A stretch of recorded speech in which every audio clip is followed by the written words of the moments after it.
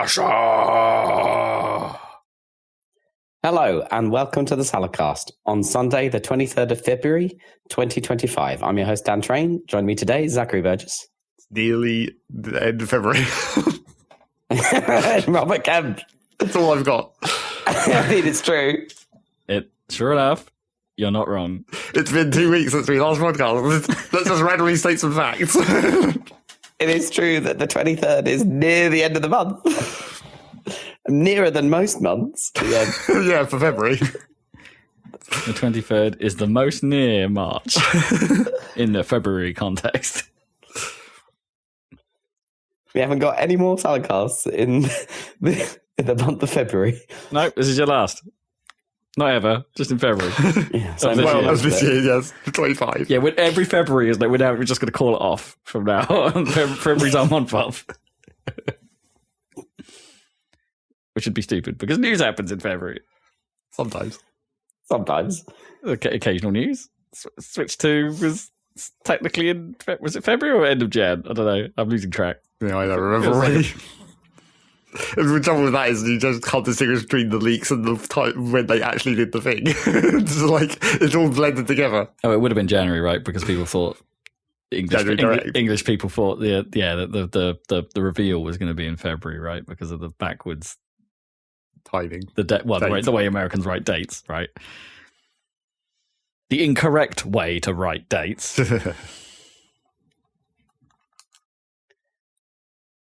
How dare they? Yeah. All dates should be ISO standard. Start with the year. Absolutely. Yeah. Then the month, then the day. Sortable. Everyone likes a sortable date. I prefer my juicy ones on the left and my dried out ones on the right. Sortable dates. Delicious dates. There's not much of a gradient on that scale, though. I don't know. Yeah. Moderately dry dates. I don't think you can put. Yeah, can you buy like raisins that haven't gone all the way? Everyone knows about the date differences between us sensible people and Americans. But did you know that it's standard in America for the first day of the week to be like Sunday? And that's normal on all their calendars and stuff. It blew my mind that was like, I've seen it before, but I didn't realize that was, they were I was talking to an American client and they were confused when we were saying the first day of the week was Monday, or trying to set that. Yeah, I mean, it comes up sometimes. The one that I've had talking to I guess it might be a Scandinavian thing, but like they consider Friday to be part of the weekend. Right. Even if they're still working on Friday. Yeah. So it's like a 3-day weekend. I guess it depends. Like there are definitely some Scandinavian places that have been trialing proper 4-day weeks. Yes. Yeah. And but I guess they're just party people, right? And they just like Friday night. I mean, Friday night is kind of part of the weekend, I would say. Kind of. And it is. The whole of Friday is technically the end of the week. and I get most Friday afternoons off, so for me it feels a bit weekend. For you it certainly is. Yeah. That's a good perk. Well, it's because I work longer during the week. It's not. Oh, I see. It's not free. No, it's not free. Compressed hours. Okay. Yeah. Friday's just a payback, I suppose. How is everyone? Any random sleeping injuries? Oh, sleeping injuries? Well, it's the Zach's normal, They're right? my normal ones. Just wakes up with something incorrect. I've had that for a little while. Well, apart from that, the calf injury the other month, I guess, but... Mega cramp. Yeah. I finally got the bathroom done and replaced and sorted out, so I got my toilet back. Hooray! The ability to go to the loo, amazing. In your own place of dwelling. Yeah, I know, in my own dwelling, like because I don't have any backup because I've only got one bathroom. Obviously. I mean, you don't want your toilet to back up either, but no, you don't want backing up either. Yeah, and so I was just settling down from all the disruption, and then double whammy, I got ill with a cold, and my internet broke. Oh, that sucks. Yeah. I don't know which one of those two things is worse. I don't know. I was trying to decide whether it's worse having no toilet or no internet. I think it might actually be more manageable having no toilet. Actually, No, Yeah. I don't know about that. There's plenty of stuff you can do offline. Well, luckily, these days, like tethering to my 5G phone was actually pretty good. Yeah. Yeah. So it's actually it wasn't as bad as I thought. Especially where you are. That's probably pretty good. Yeah, surprisingly okay. But yeah. But I had to go through the support, and the first agent, didn't know enough or whatever. I never did. Was trying to, eliminate things. It was like, because I'm using a third-party router. You do too, right? You don't use the crappy one that they send you. Use a proper one. Absolutely. But of course, then the support people, they don't want to support that or whatever, even though it's actually better. But anyway, he got the first call, got all the way down to it must be your router because we've eliminated everything else. So I got them to send me a new, router from the ISP. Oh, okay. Yeah. I guess you didn't have your old ISP one still. You just replaced. I'd actually thrown it away because everything was fine, or given it away or something. Anyway, so I got that the next day, which still got delivered quite fast. But of course, that was not the problem. So I called again, and no, obviously. So then I got an OpenReach, whatever, engineer to come fix it. Do you have a separate modem box in your install? Yeah, and that was fucked. Yeah, that was the problem. In my experience, that is usually where the problem lies. And there was no way for me to tell or fix it in any way, and it turned out that I had an older modem box, I don't know, which had like a battery backup box as well, which they don't do anymore. So we replaced both the old modem and the battery backup box with just a tiny little new box. Replaced it. Had a battery backup box? Yeah, I had a battery backup which was connected, so the power was connected to a battery, which was then connected to it's called an ONT. But so what? It acted a little bit like a UPS, and that I guess if you lost your house's power, the modem still kept going, but your router wouldn't keep going. Yeah, what would be the advantage of that? So, what's the point? But they don't do that anymore. But and also that battery box had a fault light on it lit the entire time I've used it, and unless it was never working, like a fire alarm to indicate an internet shortage, which might be useful. Unless it was so old that it was literally designed for like 28K modems or whatever, which were basically powered off the copper wire anyway. It's just like. So this thing is like literally fiber to the home, like fiber modem. It's called? An optical network terminal. Sure. Yeah. Anyway. It was knackered, so I don't know. Anyway, the other thing is that the old one I have was manufactured by Huawei, which is obviously not cool anymore. So it's fine. The new ones are like Nokia. So now I have a Nokia one rather than so the Chinese state aren't spying on everything I do now. I don't know who make ours, to be honest.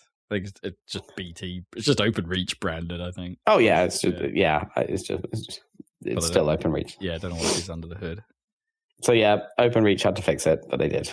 So, but that was annoying. Yeah, it always takes way longer than you expect. It's getting them to. I mean, there are tools you can run online to. I think you have to be online. There's a part of the problem, right? Yeah. But you can sort of run a line test to your house, but it's a bit funny. Well, obviously, they were trying to do that when I was on the support call with the ISP, and they weren't getting anywhere because they couldn't get through to the modem, to the router because the modem was screwed. Yeah. It was behaving very weirdly. So they kept saying that it must not have power, and it was like, I can see the LEDs flashing on the damn modem thing. Yeah. Anyway, a lot of those modems normally have enough lights as well that you can see what part of the sequence they're in, or at least well, they were a bit confused because my modem was old. It had like 9 LEDs on it, and right. The new ones only have like 4 because my one had like 4 ports on it plus 2 telephone ports, and I was only using the one. And the new ones, I think they only have the one LAN port. Usually it's just one in, one out. Yeah. Yeah, well, yeah, my old one had like, I don't know why you'd want 4 LAN ports on a modem. Maybe it's for an office for like multiple routers or something. Well, I don't know. Well, why would you want that? I thought normally it went into the, I forget. Do they? It's just one Ethernet from the LAN port on the modem to the WAN port. Yeah, and I think you had to have one of those like if you still wanted a landline and still got a landline through that connection, you needed one of those little filter boxes before it went to the modem. Right? Oh, I see.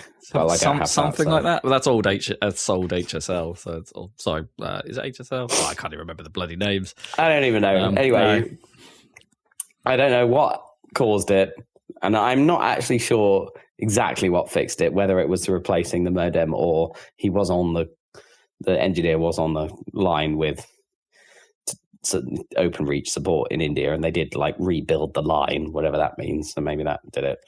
I think by that they just poke the nodes in the sequence to be like, this is how you should be routed. Yeah. By the way, whatever you've done it's one. I think it's anyway that. And I actually replaced my my router as well with a new one because it was fine, but the thing that was broken on it was the actual physical push button switch because I pressed it and reset it so many times. The router's fine, but like I actually had to tape down the switch previously to give it to stay on. So I was like, oh, I might as well replace the router. Now I have a brand new, TP-Link router, brand new modem, nice. all done. So should last for a while, hopefully. But that was not good. And it's very boring when you're sick and you've got no internet. It's not a good combo. No, it depends what kind of sick it is. If you're like it wasn't too bad. Yeah, if you're like really sick and you can't like stay awake, then who cares? Then it's fine. Yeah, exactly. No, I just had a cold. It's annoying. No, if you can hear it still. Maybe a tiny, tiny bit. Yeah. Well, the sniff doesn't help. But, yeah. But I did play some Tetris Effect. That was what I went to for my offline game. Yeah. I suck at Tetris. Man, Tetris Effect is so good, though. But yeah, it is good. But yeah, if you're what difficulty are you playing in? Because even in easy, actually, that game fucking beginner. Yeah, I suck balls at Tetris. Even in beginner, that game can get pretty. If you don't zone into it, like the later levels are still kind of tough. But I never learned how to play Tetris. There's obviously strategies. No, I'm with you. I've got a bit of. I used to going back to it now. I would probably suck again after I had my little brief phase of I'm well into Tetris. But I never. The thing about any of those puzzlers that I can never truly grasp is the quirks around rotation, right? Because it's not like. The pieces when you've got a clear board, yeah, it's fine, or you've got space to rotate. But when things get cramped, or you need to try and wedge a piece in there, knowing the rules of how the rotation. There's even a special rule in Tetris now, isn't there, about wedging a T in somewhere where it couldn't physically actually rotate into, but it can. It can. It's I forget what it's called. Are the rotation rules based on NES Tetris, a specific version that? Does it in a certain way? Yeah, the Tetris rules did all change at one point. Right. It changes all the time. It's always the same as columns, where it's just is it crystal or not, or whatever. Right. Yeah, there was a proper a modern Tetris kind of a serious moment, right, where the modern Tetris rules were. I wouldn't say cemented, but they had a definite shift, somewhat codified. Okay. Yeah. From the older style games, I don't know. So it's the T thing. It's the T rotate is what always gets me. And it's that sounds so useful on paper, but I can never work out how exactly you squidge it in there. Anyway, I always rotate in one direction as well. Yeah, right. Learning to you can rotate in the other direction. Yeah, that's a key. That's a key trick for high play, is to be able to do it quickly, is to be able to know which way to rotate, and of course the squidging rules will work in a certain way, right? If you rotate one direction and not the other. Even the basics of I need to keep an eye on what the list of things coming up. That's the basics. Yes, definitely got to get that. Because I often find myself where I've got a square and I've got nowhere. Everything's bobbly and there's nowhere to put the square. Don't forget the other important thing to remember is the modern Tetris bag rule. In the every one of the tetraminos has to occur before the bag resets. Oh, so it uses them all up and then okay. Okay. So you'll always get every one of the pieces in a random order, and then you'll get every one of the pieces again in a random order. In a random order. Okay. So knowing that it's like if you get a long piece and you're potentially, the chances of you getting one again is like it will happen, but it's so the only way to get two of the same in a row is if it's the end of the bag and the start. Of the next bag. It can still happen, but yeah, you'll never get more than two in a row as a result of that, and then But that's it's nice to have in mind. There's all these little tricks to Tetris. It's great. Yeah, exactly. Like, but I never put my mind to. It's probably quite satisfying to actually try and apply some of the tricks. Yeah.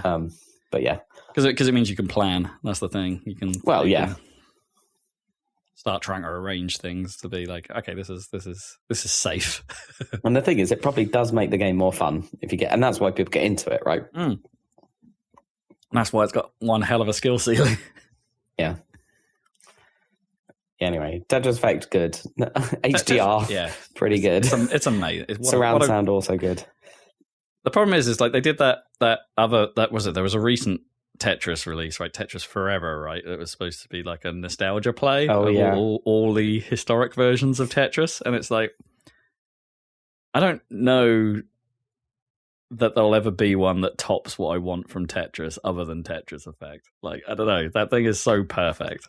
I just noticed that also that there's one of those PS5 upgrades available. So I could, for £9 or something, I could upgrade it to the PS5 version. But I don't know what the difference would be. No, because the original was already presented in 4K HDR. Yeah, it's already 4K and HDR. Is that the connected edition?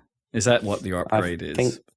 Because there isn't in single player. Sure. There is no benefit to that. Like Connected only really added some more. Oh, maybe that is the difference. Connected only really added some more multiplayer stuff. And you're not going to find a game for that anymore. No, okay, fine.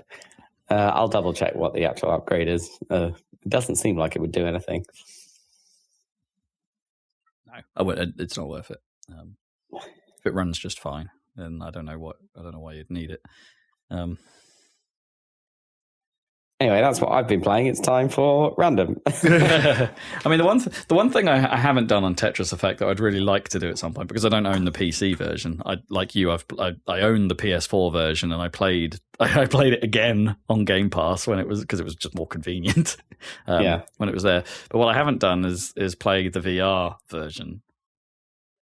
Right. Because I think that would I bet that's pretty cool. Yeah, just like Res Infinite, right? It's like I think it will be transformative. Like even though you're still looking at a Tetris playing field, just being in VR makes it a completely different experience. I bet that would be cool. So it's I'm at one point I really want to do that, but man, I still haven't put on my VR headset. Like other than testing it just to make sure it hadn't bricked because of that. I mean, that effect, you get it in Tetris, but we used to get it playing Frequency or whatever.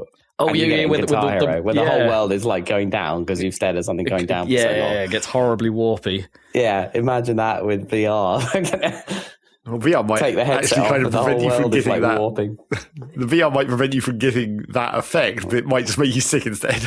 Yeah. It might be like actual motion sickness rather than just a visual distortion. Yeah. Because similarly, I was thinking about Thumper the other day, right? The Rythm Hell game, I think it called it. But that has a VR mode, and I'm just sort of thinking, yeah, that's probably going to make you properly ill, the speed that moves. And I think Thrasher, the new the sequel to that is also VR focused.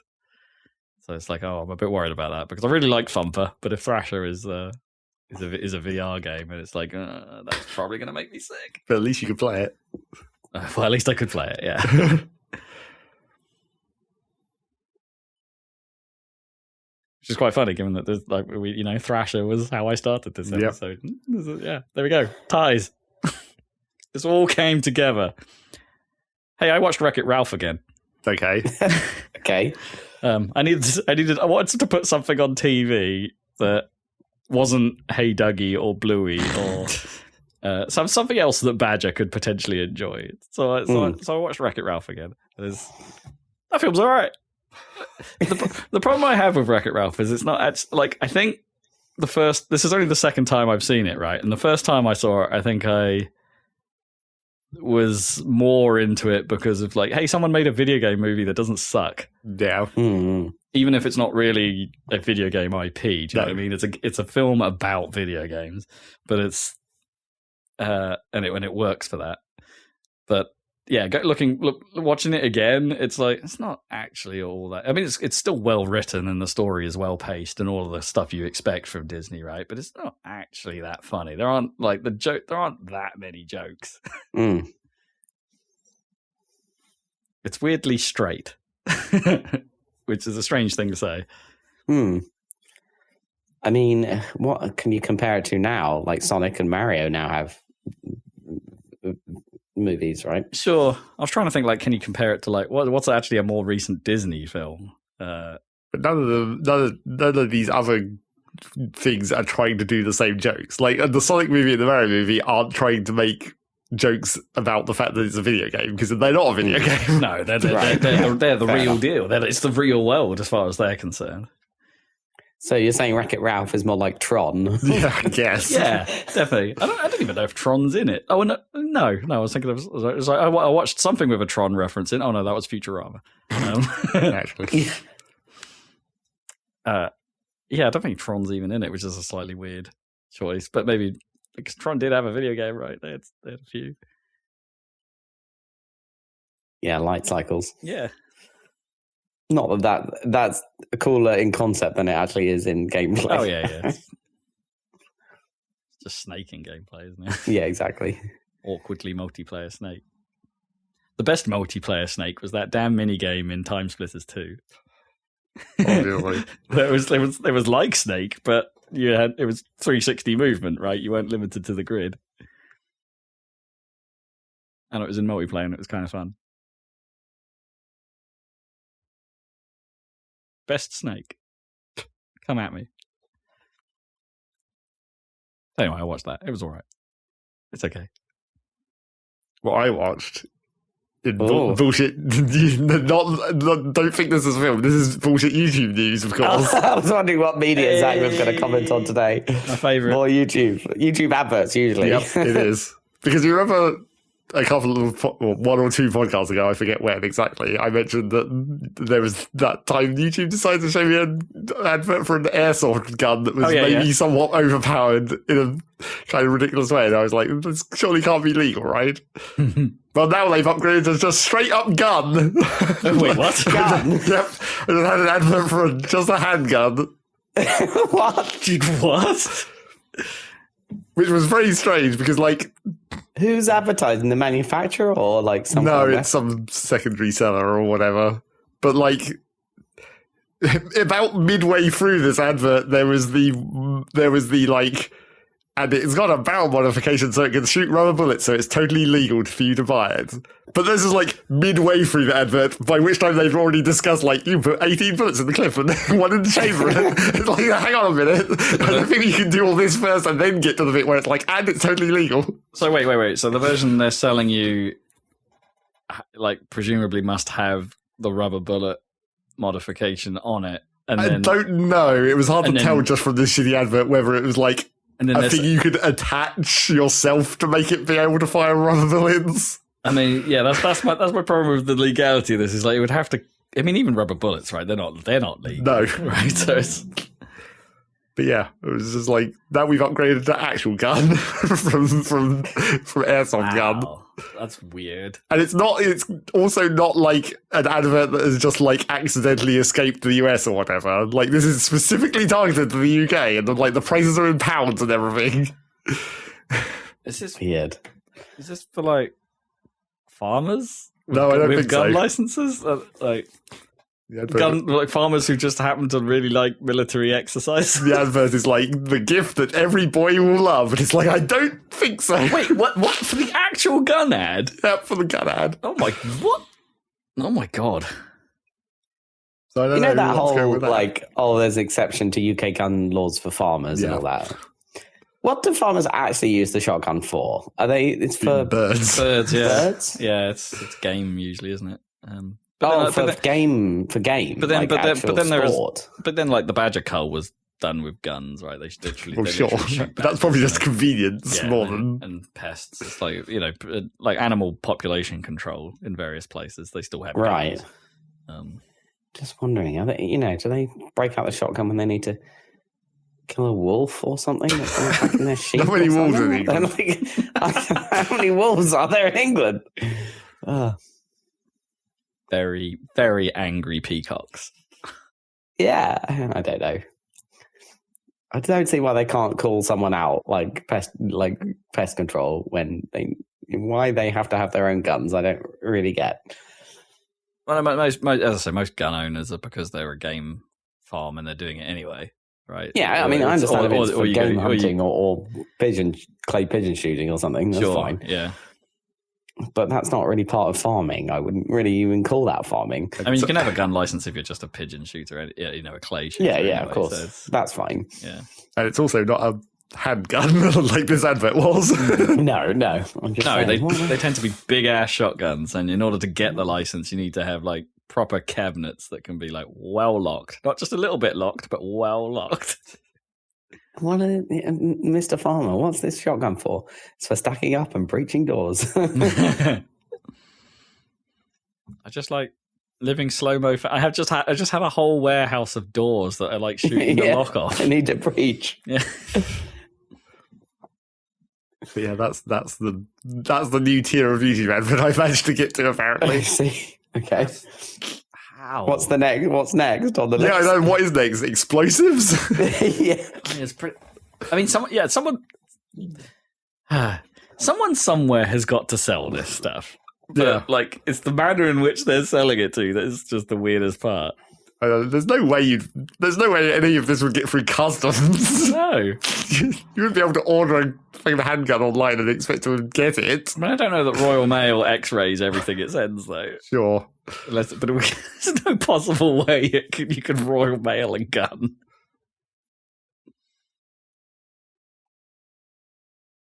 You wouldn't download a hat. But you would download a gun, actually. That's already happened. You can actually do that, yeah. 3D print. You have to have a lot of confidence to actually fire a 3D printed gun. Well, you're only meant to fire it like once, and you're kind of expected to expect that it's going to explode. Yeah, break. Right, yeah. But break in a controlled way. Yeah. Ugh. You would think that surely that someone would have made a 3D printed gun design where it is specifically set up like it's basically like the handgun barrel and then like a shoulder stock, so you hold it at the end of the stock, so it's miles away from your hand. Yeah. It'll make you incredibly inaccurate, but at least then your hand won't explode when you fire it. Well, presumably it would make it more accurate, right? But not if you're holding it in like a handgun grip. I'm saying you'd have to have the trigger part where you're holding it far away from where the barrel is. In order to prevent your hand from getting murdered by the potential explosion. Does that make it more or less accurate because of the way you grip it? Like just because because of the shoulder stock? You're essentially on the end of a lever at that point, right? So every tiny movement you make is going to be exaggerated. I've always wondered that though, because like a handgun isn't more, but is that like just because of the shorter barrel? Yeah, the nature of it being a handgun rather than a full on rifle. Yeah. But then the lever action comes into play if it's a rifle, right? Because it's long. I don't know. There must be a balancing point somewhere.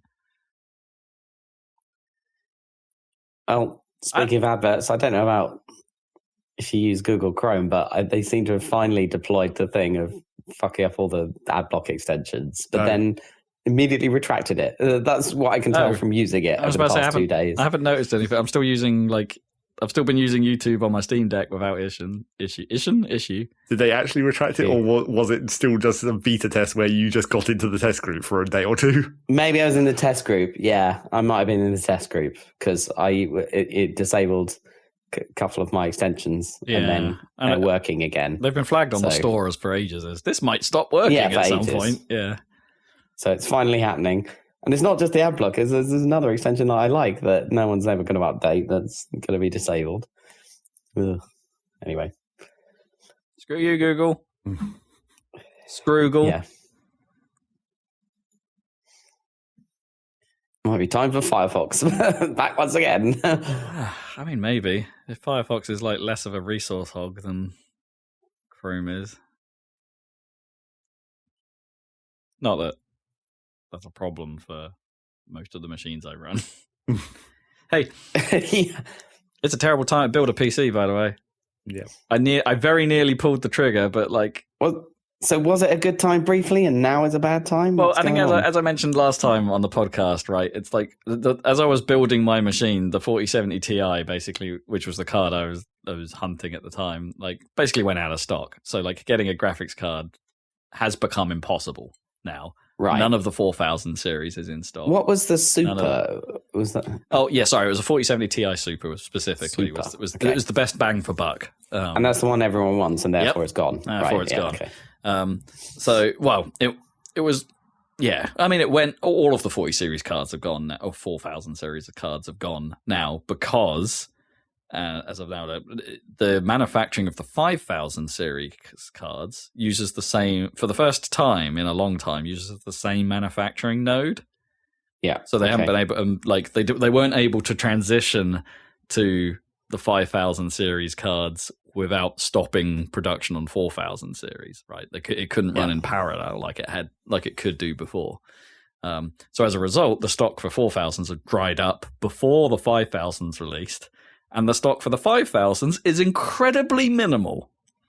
There's practically none to go around, because I was paying attention to the 5070 Ti launch, because that thing is supposed to MSRP at cheaper than the 4070 Ti Super, and it is an uplift in power, albeit modest. If you're paying attention to the 5000 series, it's not a huge jump this time over the 4000 series. If you've got a 3000 series card, like updating is kind of meaningless to you. I think if you've already rocking a 3000 series card, you're not getting your money's worth from moving all the way up the chain, I suppose, unless you're going from like a 60 to an 880 or something like that. Like, then there's definitely benefits, but whatever.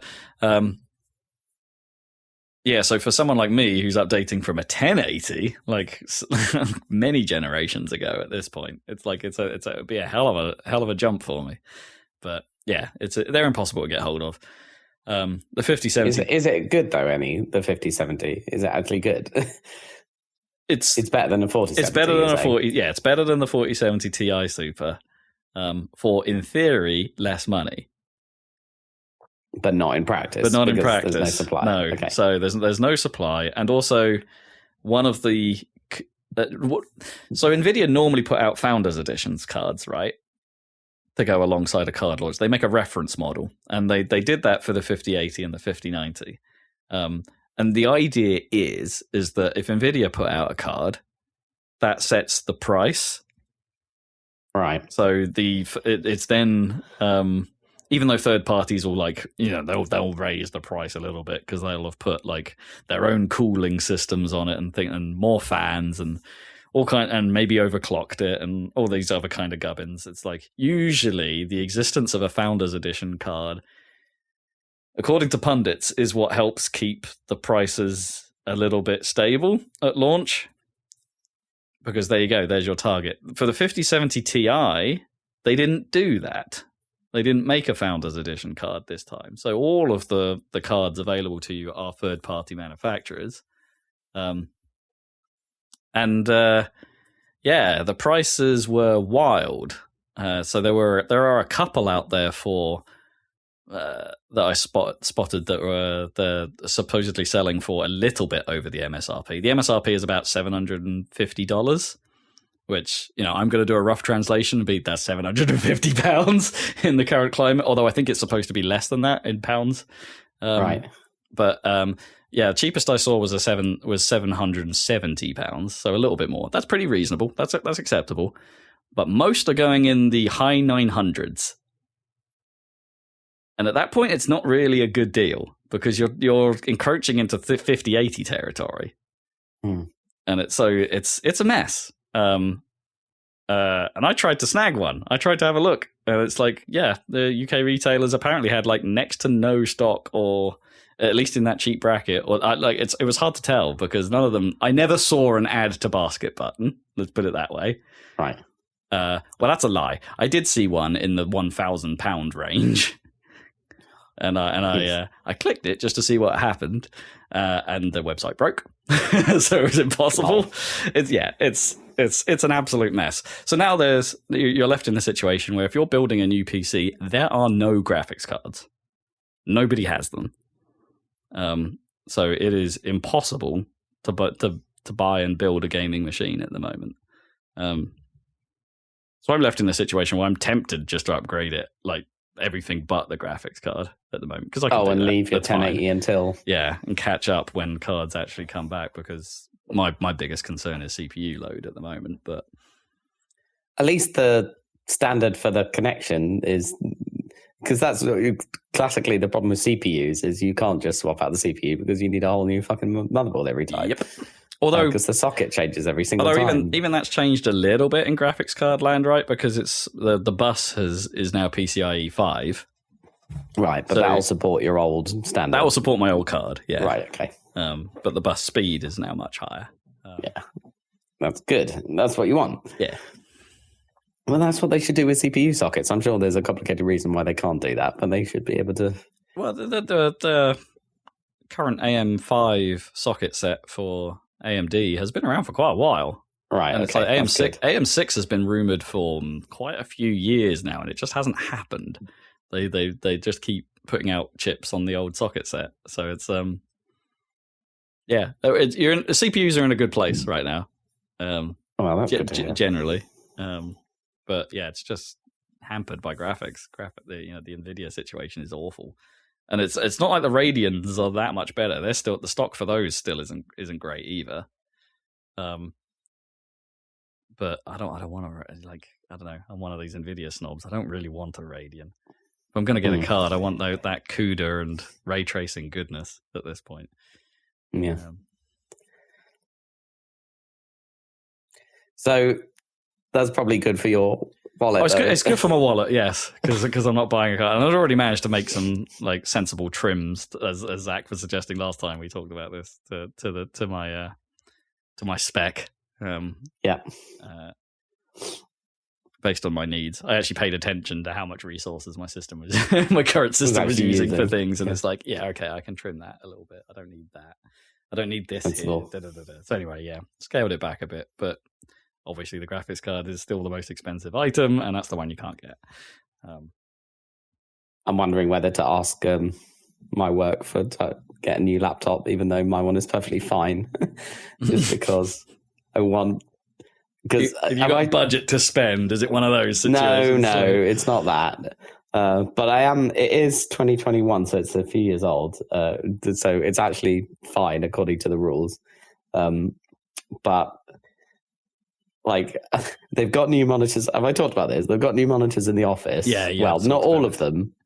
Did I talk about it on the cast? I don't know if it's been on the cast or not. I get a feeling it might have been.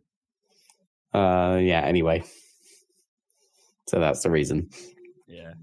Oh, well. At least if you've got the opportunity, steal from the corporate bastards. I mean, Stu's like the founder of the company, and we were in the pub, and he was like, "I'm going to ask for a new laptop. Are you going to? You're going to too? And cheers to that." Like, I was like, "Okay, I'll clink that glass, I guess." I'm weirdly contractually obliged. Yeah, now I have to. So I'll see, but. But the truth is, the monitor I have at home is great. It's perfectly good as well. It's just like, I just want that pixel density improvement. So, I don't know. I'd have to donate this one. If I could donate this one to the office, I'd feel better about it. Zach, when you upgraded your monitor, do you know what the panel type was? Have you gone like IPS or? Yeah, I think so. Because like, I've noticed my IPS monitor is starting to degrade in some weird ways. Like, I don't know if you can see it down this edge, but look at this IPS glow down this left edge. Sorry, it's not going to translate very well to audio listeners, but it's like there's definitely a band down the lower left edge of my screen where like it's brighter than everywhere else. How often do you look at the very far edge of your screen? Oh, I mean, under normal use, yeah, it's not bothering anyway. I'm still more bothered by the dead bug in the middle of the screen, but But yeah, it's just a weird little degradation that I don't think I've ever really had like a proper degrading monitor before, right? I've always upgraded out of I want more resolution and I want more refresh, not hey, the picture on this now actually sucks. Like not it's got worse.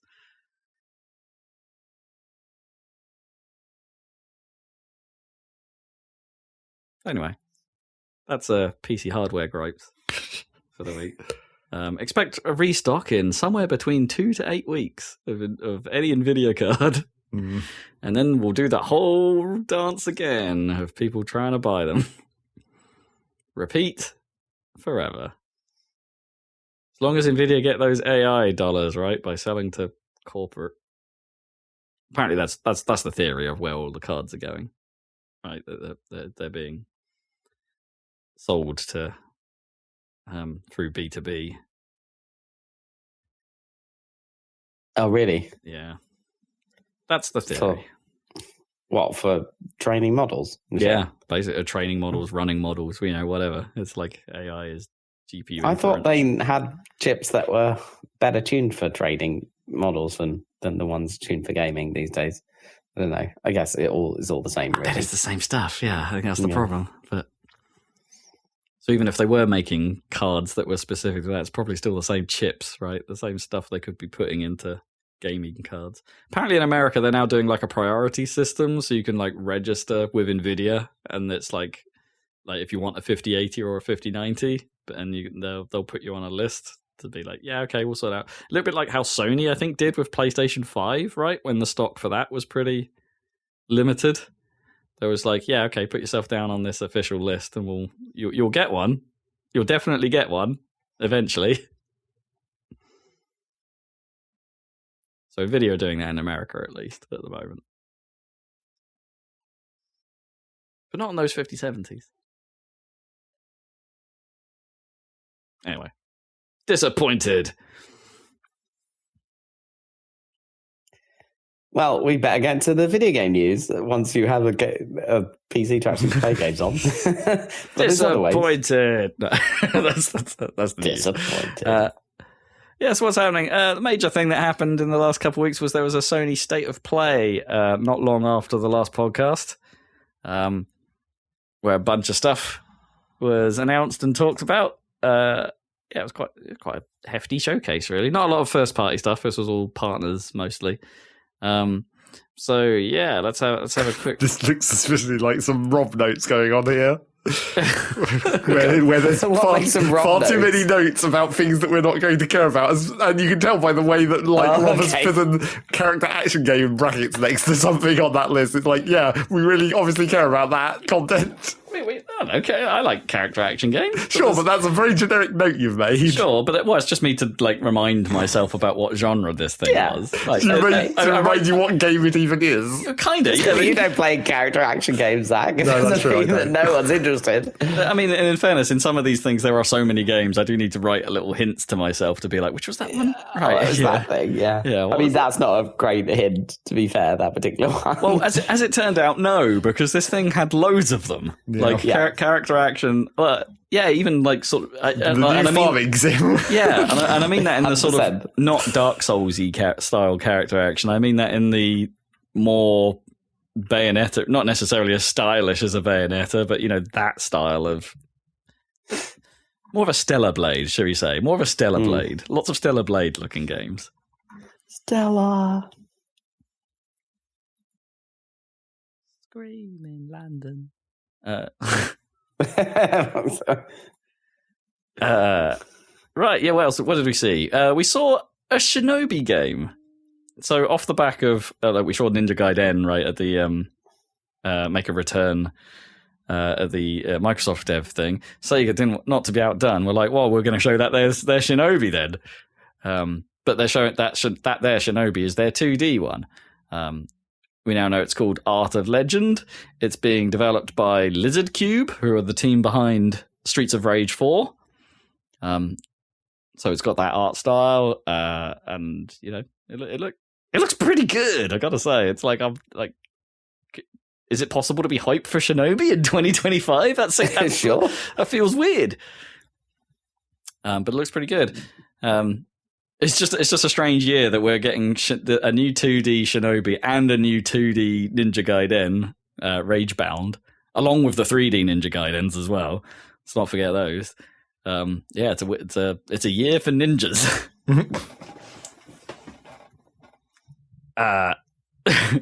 And then, as Zach said, Zach thought it would be the most interesting thing to me.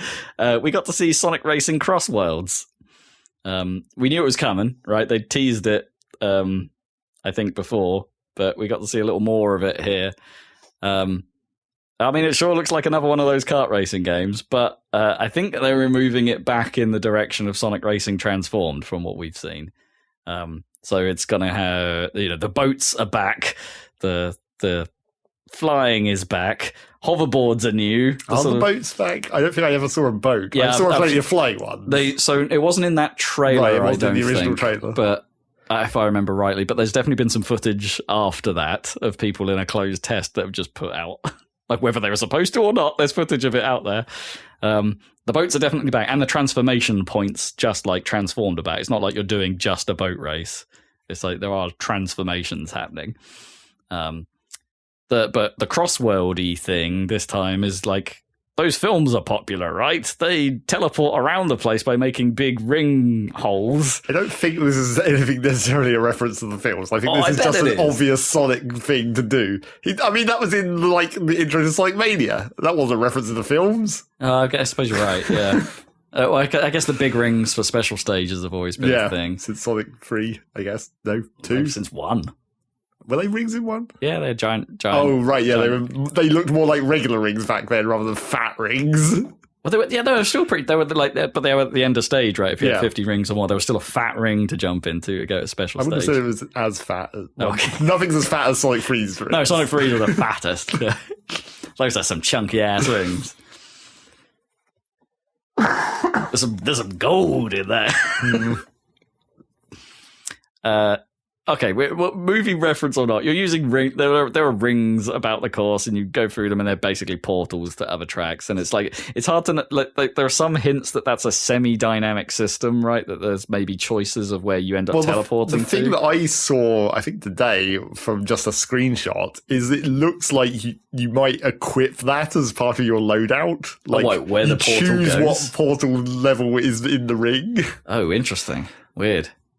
So the tracks might actually be like more dynamic than not dynamic, but like hacked together, I suppose, than you think. It's like, I'm going to do this bit, and then I'm going to do this bit. But then that also kind of implies that you can choose not to have a ring at all, and just to have just the straight course. Yeah, I mean, in some of the footage I saw, it looked like at least the ring they were traveling to, or the portal they were going to, was themed the same as the other part of the level. Right, so they looked connected to like there's that dinosaur level that you saw a little bit of a clip of in this trainer of, where it looked like they were in a museum in one part, and then they go through a portal into a dinosaur kingdom, and it's like, that sounds like that's not a loadout. That sounds like that's just part of the track. Maybe, unless that just is their Lost Rings reference, because it's a book, right, in that game. Is it a book in that game, or is that the Dark Knight one? I mean, there is a dinosaur-y bit in... Well, that's what that level is, surely. Yeah, the Wicked Wild from Sonic and the Seven Rings, right? Yeah. I guess. But that game is based in a book, isn't it? Yeah, I mean, it's the genie. It's sort of in a book, but sort of like it was all a dream kind of thing. Sure.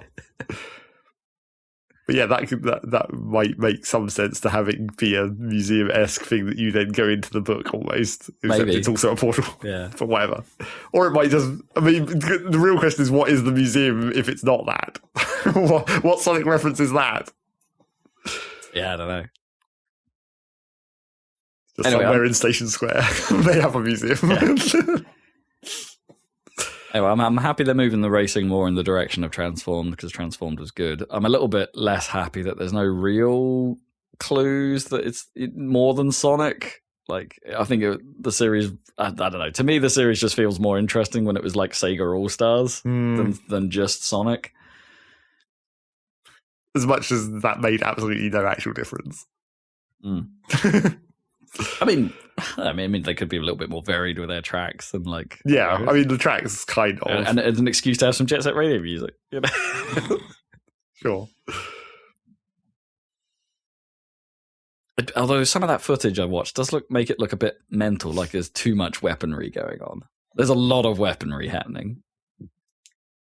Do you think it's more cars than usual in this game? Do they try and emulate Mario Kart and jam some more karts in there? It looks. Oh, I don't know. Maybe not more. Like number of races. You mean? Yeah. I'm not sure I paid attention to that. I mean, if it is more, it's not like a lot more. It's not like doubling it or anything. No. One thing that's always a problem with these directs and state of plays, but was pretty bad on this Sonic Racing, is like, especially with them going through those portals and everything to different, like the YouTube compression is just appalling. Like it's just a total blur. You can't see anything. Yeah, this Sonic trailer really suffered the worst for some reason. Yeah. Like the compression, the quality. Maybe it was double compressed or something. Like It was probably Sega's fault. I think it might have been, because I think I tried to watch it on a different chat, or I saw an advert for. I think an ad came up for it or something, and I've seen it somewhere else, and the quality was also awful. So probably Sega's fault this time. It's just a smudge; you could barely see anything. Yeah. Which is quite a contrast with, like, I don't know, that Mario Kart reveal where everything's clear. Like, I'm sure the game will look great. That Mario Kart reveal is. Don't forget that Mario Kart reveal is not running at full 60, and there's could have been lower bit rate, and it's not having to be a 4K stream like some of this stuff is. No, exactly. Oh. But yeah, I just liked that it had a bit of Sonic Adventure 2 music as they were racing along the stupid gun. Aircraft carrier level. Yeah, that's the bit that had me a little bit confused, because the aircraft carrier looked identical to the Afterburner stage from Transformers. Because it's an aircraft carrier. It's an aircraft carrier, yeah. I will skip a character action game just for you. I think. I think they had a little bit more about Lost Soul Aside, which I think is that one I mentioned before about the white hollow face people. Anyway, that thing looks kind of cool. Dave the Diver's getting some fun DLC though. Like, they're doing a crossover with Like a Dragon. Yakuza diving. Yeah. Well, they're putting a beat 'em up in there. So, like, there's a 2D beat 'em up now where you, like, in Dave the Diver. I mean, this would have been a way more obvious crossover for Hawaiian Pirates, surely. Oh, yeah. Yeah. It should be Majima. Yeah. You should have some fishing sequences. I mean, actual fishing. Well, actually, I guess that whole game is kind of just fishing, but you know what I mean. Get on a boat. Get on a pirate boat. Grenade the sea. Yep, presumably. That's pretty fun. Yeah, it's paid DLC, but it's a pretty fun crossover. I like that. Disappointing. Borderlands 4 is going to get its own State of Play event. Oh my gosh. Like, not just a Borderlands Direct or anything else. It's getting a State of Play. Like, it's bad enough seeing Randy Pitchford in this one. And other Randy. And the other Randy. And their terrible shirts. Yes. We do know that Borderlands 4 is now out on September 23rd, so it's a game of this year. Draft that into your fantasy league, if you will. If you will, yeah. I won't. How did Borderlands 3 do? I'm sure fine. Fine, yeah.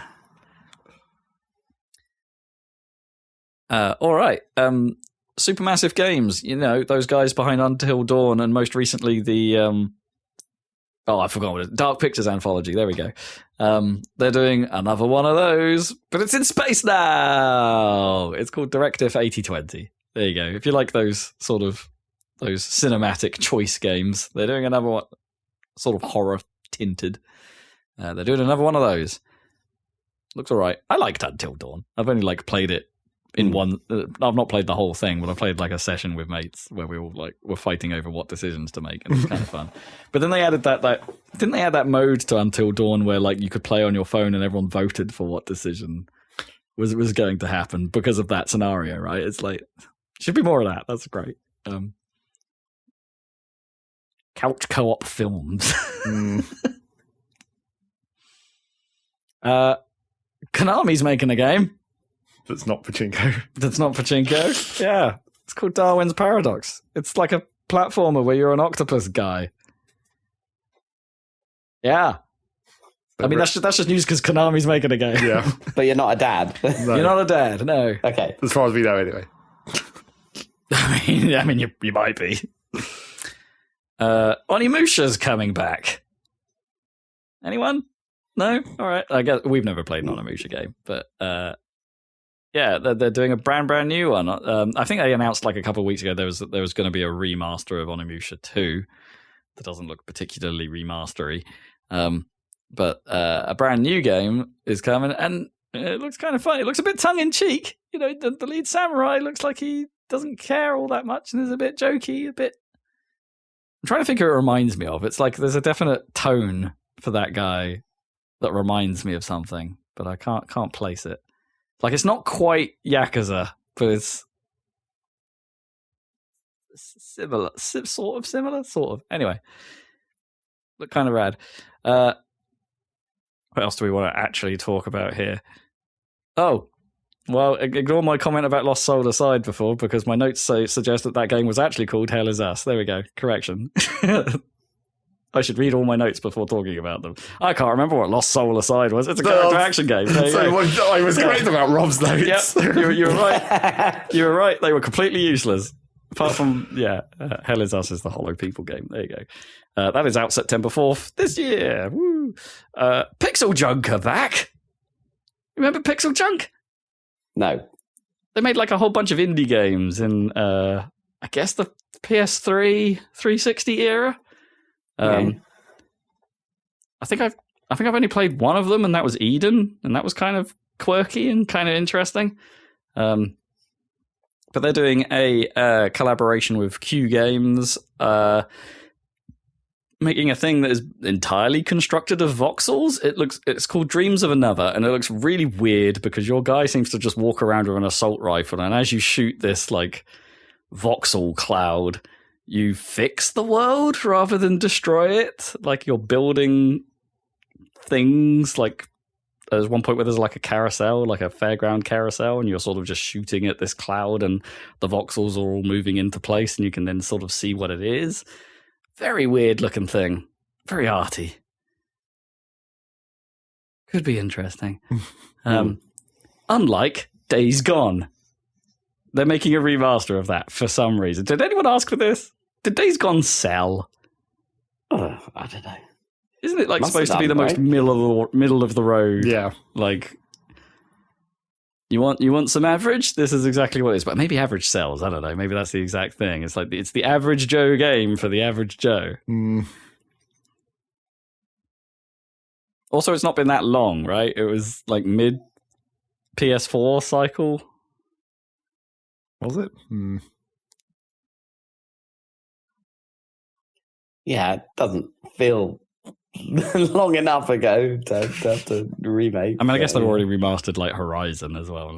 Like Sony are quite remaster gung ho, aren't they? They like doing them pretty quickly. I mean, it did say that it had a new mode with increased horde sizes or whatever, which I guess uses more power. So more freakers. That's what the zombies are called in this game. They're called freakers. Right. I just want to play Left 4 Dead again. I mean, you can still do that. I have always wanted to play Left 4 Dead again, but we can never get people together to play Left 4 Dead again. Well, we need Dad. Yeah.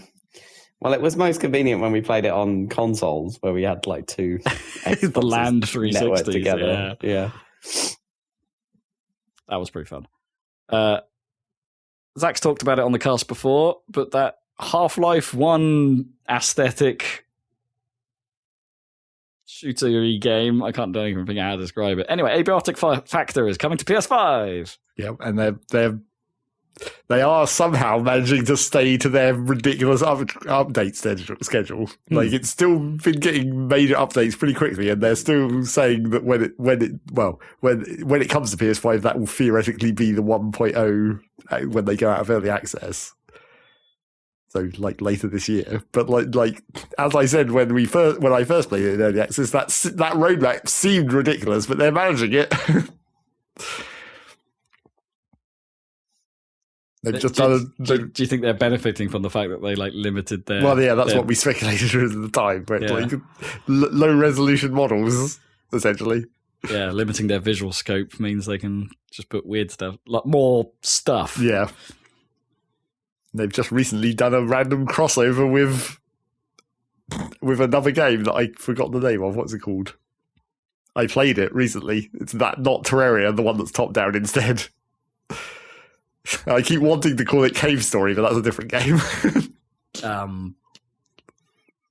Yeah, I think I know the one you mean. But Yeah. again, it's not Vagrant. The Village Story. No, I know the one you mean. Yeah. Go back and check the Happy Salad tags. I'm sure it's there somewhere. But yeah, they just did a random crossover with that, where basically they put that game in 3D inside one of the, because the whole point of Avion Factory is you're going into these weird, like, alternate worlds or whatever. So now there's just one where you just go into that game's world, except in 3D. That's kind of cool. Weird crossover. Yeah. I'm going to skip to the end of this list because the next two, I don't think you two are going to care about at all. Housemarque. Remember those guys? We like Housemarque. Housemarque do a lot of cool stuff. Well, they did used to do a lot of cool stuff. Now they do infrequent, well-regarded stuff. Seems like they're doing another Returnal, but they're not calling it Returnal, and it's not set in the Returnal world as far as we know. It's called Saros, due out next year. There are some articles out there claiming that it's going to be Returnal, but slightly more accessible, so maybe slightly less punishing than Returnal was. Maybe that means the runs are shorter. I don't know. Anyway, yeah, Housemarque doing what worked for them again, which I suppose is a good thing. I'm going to say this again. And I'm pretty sure I said this at the time of Returnal. I would like Housemarque to start going back to making smaller games again, because I liked those from them. Right, yeah. But hey, you do you. I'd rather they exist and be successful than not exist. But there you go. Yeah, that's the state of play. There wasn't a huge oh snap moment in there, other than, I don't know, maybe seeing Ichiban in a game he's not supposed to be in, but yeah, just fine. It's fine. A raft. Raft. Not terrible. Not great. In other news, Tony Hawk's 3+4 is highly suspected to be a thing after slightly less than let's say less than obscure hints turned up in new Call of Duty level. Basically, one of the new Call of Duty levels is a skate park. It's not the first time that level has been in Call of Duty. I think that there's been a skate park in previous Call of Duties before, but they felt like that was a good place to put a suspicious looking notice up in one area that looked a little bit like the Tony Hawk's logo with a date, which, if I'm reading it correctly, I'm going to assume it's the American way round, is 4th of March 2025. Pretty soon. And it's that's written 3/4/25, right? Right. So everyone thinks it's Tony Hawk 3+4. What if I only want 3? Well, then screw you. You're getting 4 as well. It'd be sweet if it actually combined with 1 and 2. That it was just like one big. We just want the Tony Hawk's Master Chief collection. Yeah. So you just launch that's all of already them. 1 and 2, 1+2 kind of is, only with 2 games. I mean, Activision and Call of Duty are known for doing wild launcher stuff on consoles. And I'm not saying I want more of that, but I wouldn't put it past them. Anyway, Was Tony Hawk's 4 actually that bad? It just wasn't as good as the 2 and 3, I don't think I presumably. played 4. I think I stopped at 3. I think 4 took a slightly different tone, right? That was the one where it went a bit more open worldy. Yeah. But that's not necessarily a bad idea. I mean, Yeah, I think worked for Skate, right? So I'm drawing this entirely on my recent memory of watching that. We watched a bit of that speed run, right, from Games Done Quick, and I think four was the one where the flow changed, right? Like in 1, 2, and 3, it was all about those 2-minute runs. Get what you can done in those 2-minute runs. Whereas in 4, it became, you've just got a world to explore now, and the challenges are like set one thing, do this one thing, rather than do a run and try and do these things within the run, right? So it's a formula change. So I don't know. That's right. Yeah. Whether or not you consider that bad or not is going to be a matter of opinion, I think, rather than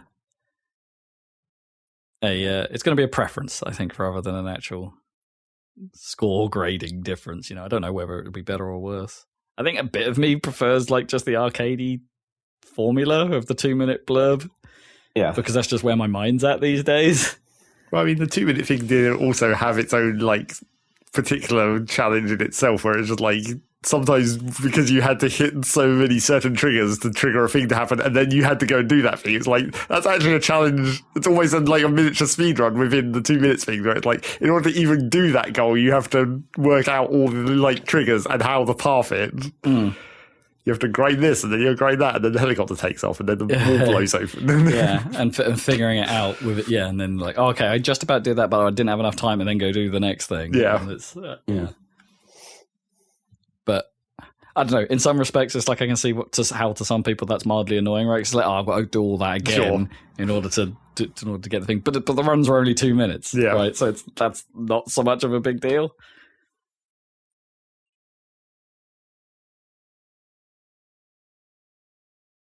I think it's a good idea.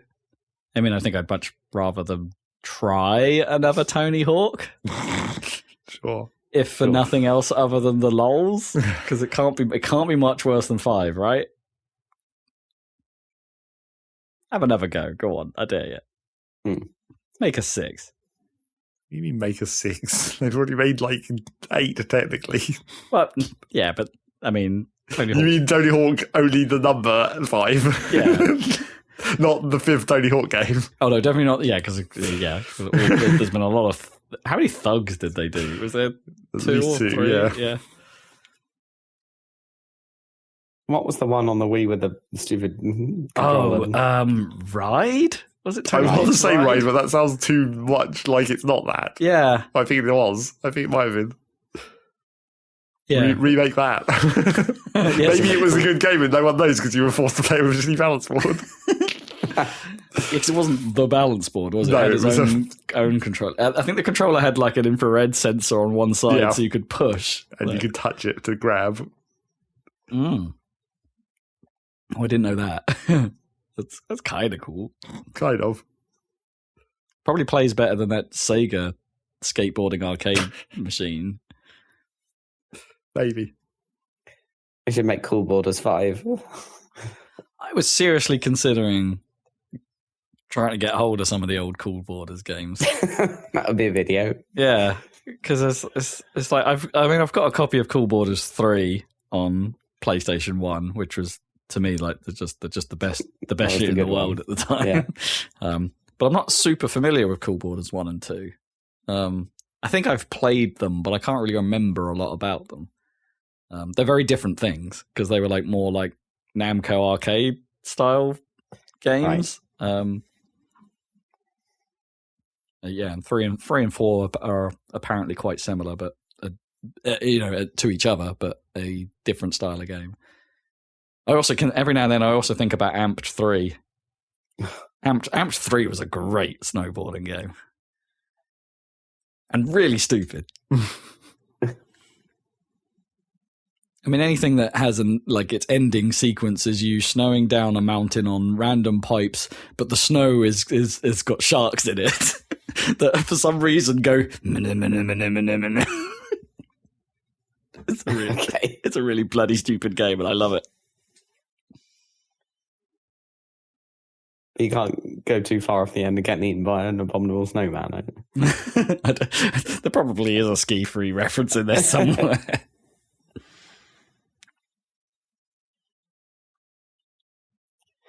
That's pretty much the news. Anyone's got anything else? Well, I mean, Nintendo have attempted to file like 23 patents in the US this time to try and get the Power World thing going. Oh, really? But all but one of them got refused, weirdly. Is that because Power World exists and it's I difficult don't know what the actual legal thing going on there was. Because is it? Correct me if I'm wrong, but it's difficult to patent something if there's multiple players in the market, right? Even if you were first. Well, sure. I mean, it's difficult to patent a thing where you didn't patent it originally and you're now trying to come and patent it. Yeah. But I think that's the idea of that these patents were like, they're not really individual patents, they're like add-on patents, where it's like, we want to extend the previous version of a patent we already had with this new... Oh, right. Just more specified thing or whatever. They think they can extend like the ball throwing. Yeah, thing. Basically, like you add on to the. But I mean, obviously, the ones that are in Japan are separate patents, obviously, because it's a separate system. But I don't know what exactly happened, but that seems to be they're trying to get these patents going so they can come after Power World some more. But that thing just hasn't gone anywhere since they did their first attempt. Mm. Power World has still continued to exist and get updated and has maybe made that one concession that I talked about on the podcast before. Yeah, I guess those lawsuits are the ones that...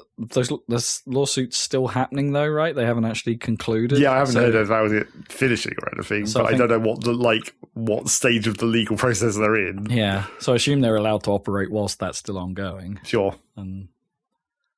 And I don't think that's only in Japan, right, as well? That's not been filed anywhere else? Yeah, originally. But, I was under the impression that the Power World devs were from Japan specifically, but I think there might be some US overlap. I don't know if it's... I thought Power World was Korean. No, I don't think so. I think it was either Japanese or US is all I remember. Mm. But yeah, I thought that was why it was the Japanese patents and why it was a Japanese lawsuit or whatever, was because the Power devs were Japanese specifically.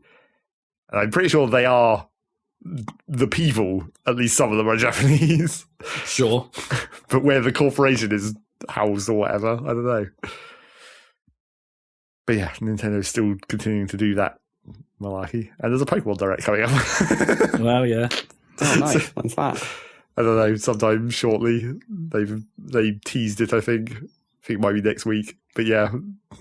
But can they announce anything on the Switch 2? I mean, it's announced the Switch 2. But well, no other games that would be kind of interesting. Sorry, you are right. Pocket Pair are Japanese. Right, that's a Japanese company. Yeah. Right. Which would make these US patent lawsuits even more weird, I guess. I guess they're selling it in the US. Maybe that's... Can you sue like that? In a country that neither of the companies are in, but over the sales in a different country because it breaks the patents in that country specifically. Yeah, I don't know. That's, weird. But yeah, the Pokemon Direct, I mean, it would be interesting if they say Switch 2. You'd have to assume it would be Switch 2 at this point. Whatever the next game, ZA or whatever. ZA, presumably. Or is it Z2A? Well, have they actually pronounced it out loud on anything? Well, presumably they would have said it in Japanese.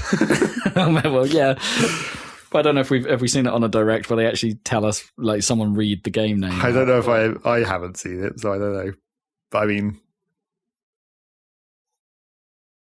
yeah, I'm not sure what the exact where they're going. Well, I guess no one really knows where they're going with that yet, because there have been characters who have been based on letters before, and I'm not talking about Pokemon. I'm talking about actual characters.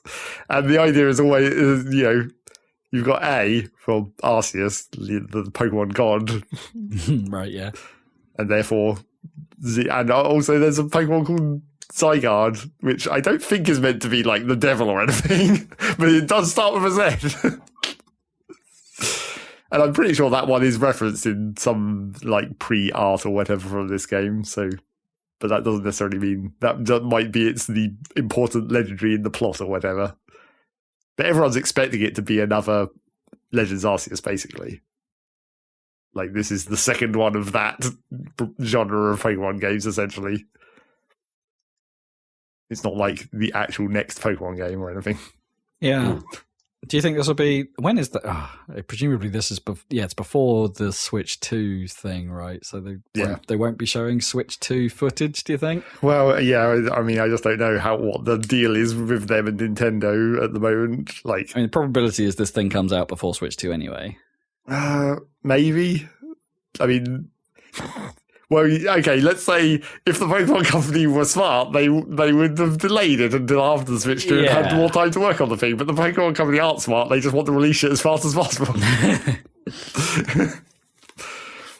Yeah, I'm with you. I think if they were clever, they would do it as a Switch 2 launch game. Yeah. But maybe they just haven't had the time to shift to Switch 2. Unless they're literally planning to get the next actual Pokemon out for Switch 2 launch. I mean, maybe. Which is also something that the dumb Pokemon Company would do. Just get in a mad rush to line up with that. I mean, I can't think how much of a run-up we normally have to a new Pokemon game. Well, I mean, the last couple has been a decreasing amount of time. That's been the problem. Yeah. That's why Ruby and Sapphire were the disaster that they were on launch. Well, we don't, I suppose, what, in terms of dev time or in terms of, like, marketing cycle? I mean, kind of both. Okay, fine, fair. Do you think they're speeding up dev time and also speeding up marketing cycles? Yeah, I think they're just like, for some reason they've decided to take less time on each game, which everyone was already complaining at them to like spend longer on each game, but they're like, no, we're going to do the exact opposite of that. It's like the Pokemon brand waning in some way then, and is this like management panic? Do you think? I mean, maybe. I mean, Pokemon cards are still big. Yeah, I suppose. And apparently, Pokemon Sleep hasn't gone away or anything yet. Hasn't it? No, that's still a thing. Okay. So who knows what's actually going on with Pokemon? Maybe I suppose they had the TCG Pocket recently as well. Yeah. And I'm pretty sure the Dota clone has kind of faded off very quickly. What, Pokemon Unite? Yeah. Maybe I'll actually get around to watching this. Pokemon Unite seemed like okay, if it wasn't for the like MOBAs in general, just kind of waning. Yeah. It's like on paper, Pokemon Unite does sound pretty cool.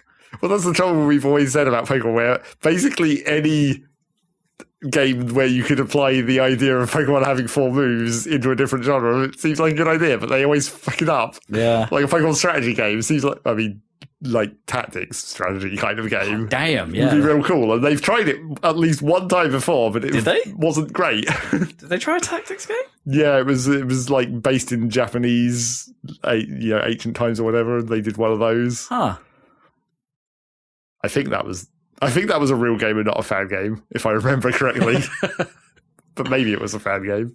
But yeah, I mean, because you're right, that sounds rad. Because it is just that idea anyway is just an extension of Mystery Dungeon, really. Sure. Like the square-based movement of Mystery Dungeon, but make it an actual tactics game rather than just a way you move around a map, basically. Yeah, the Mystery Dungeon's kind of its own thing. Yeah. But... Mystery Dungeon is like the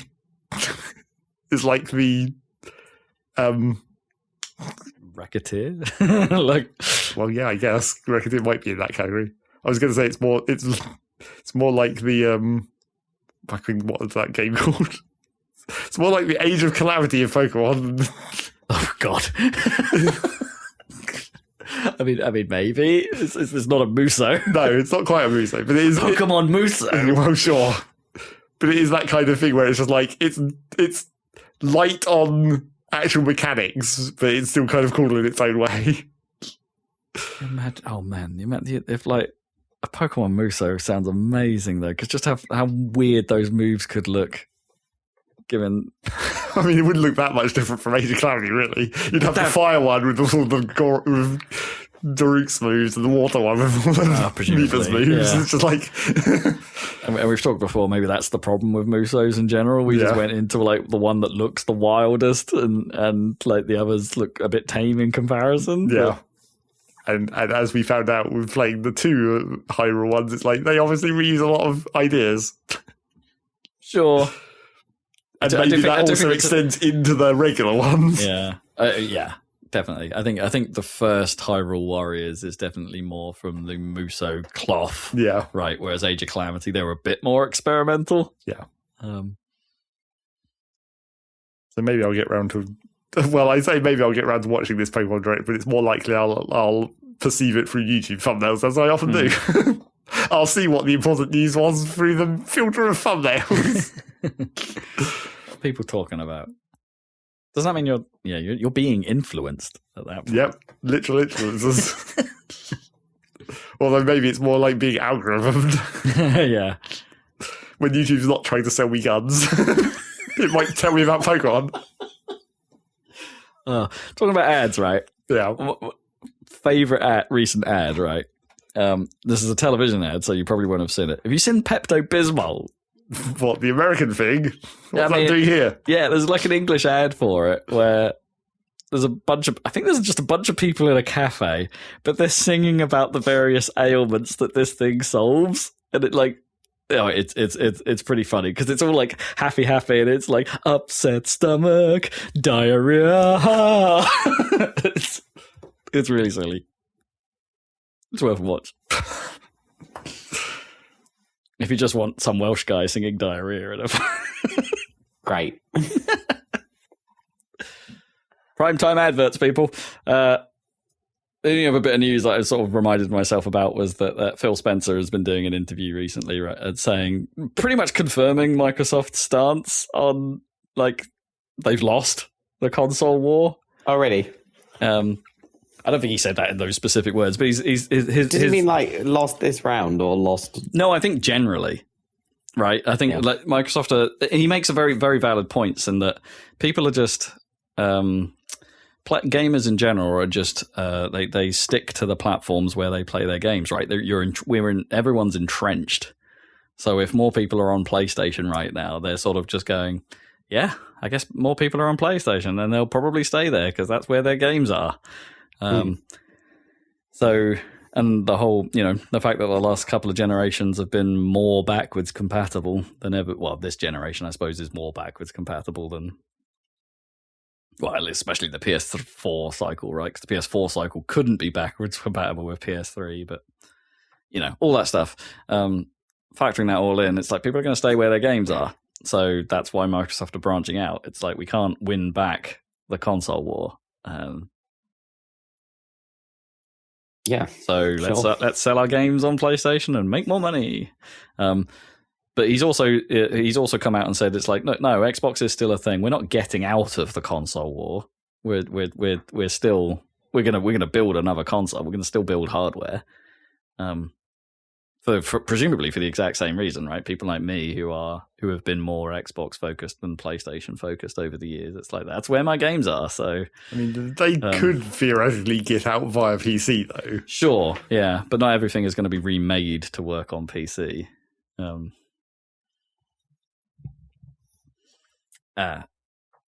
then they're competing with Valve, which is a problem. Yeah. So yeah, I think it makes sense. It's like it's hard to not be a little disappointed in the sense that it's good. It is good for everyone to not have exclusives, right? It's good for the gamer. It's good for the consumer. But in some breaths, it's a little bit disappointing that they're not trying. It's it's like are they just? It sort of implies that they're aware that they don't have a big thing, or they don't think there's a big thing on their games lineup that's going to win people back.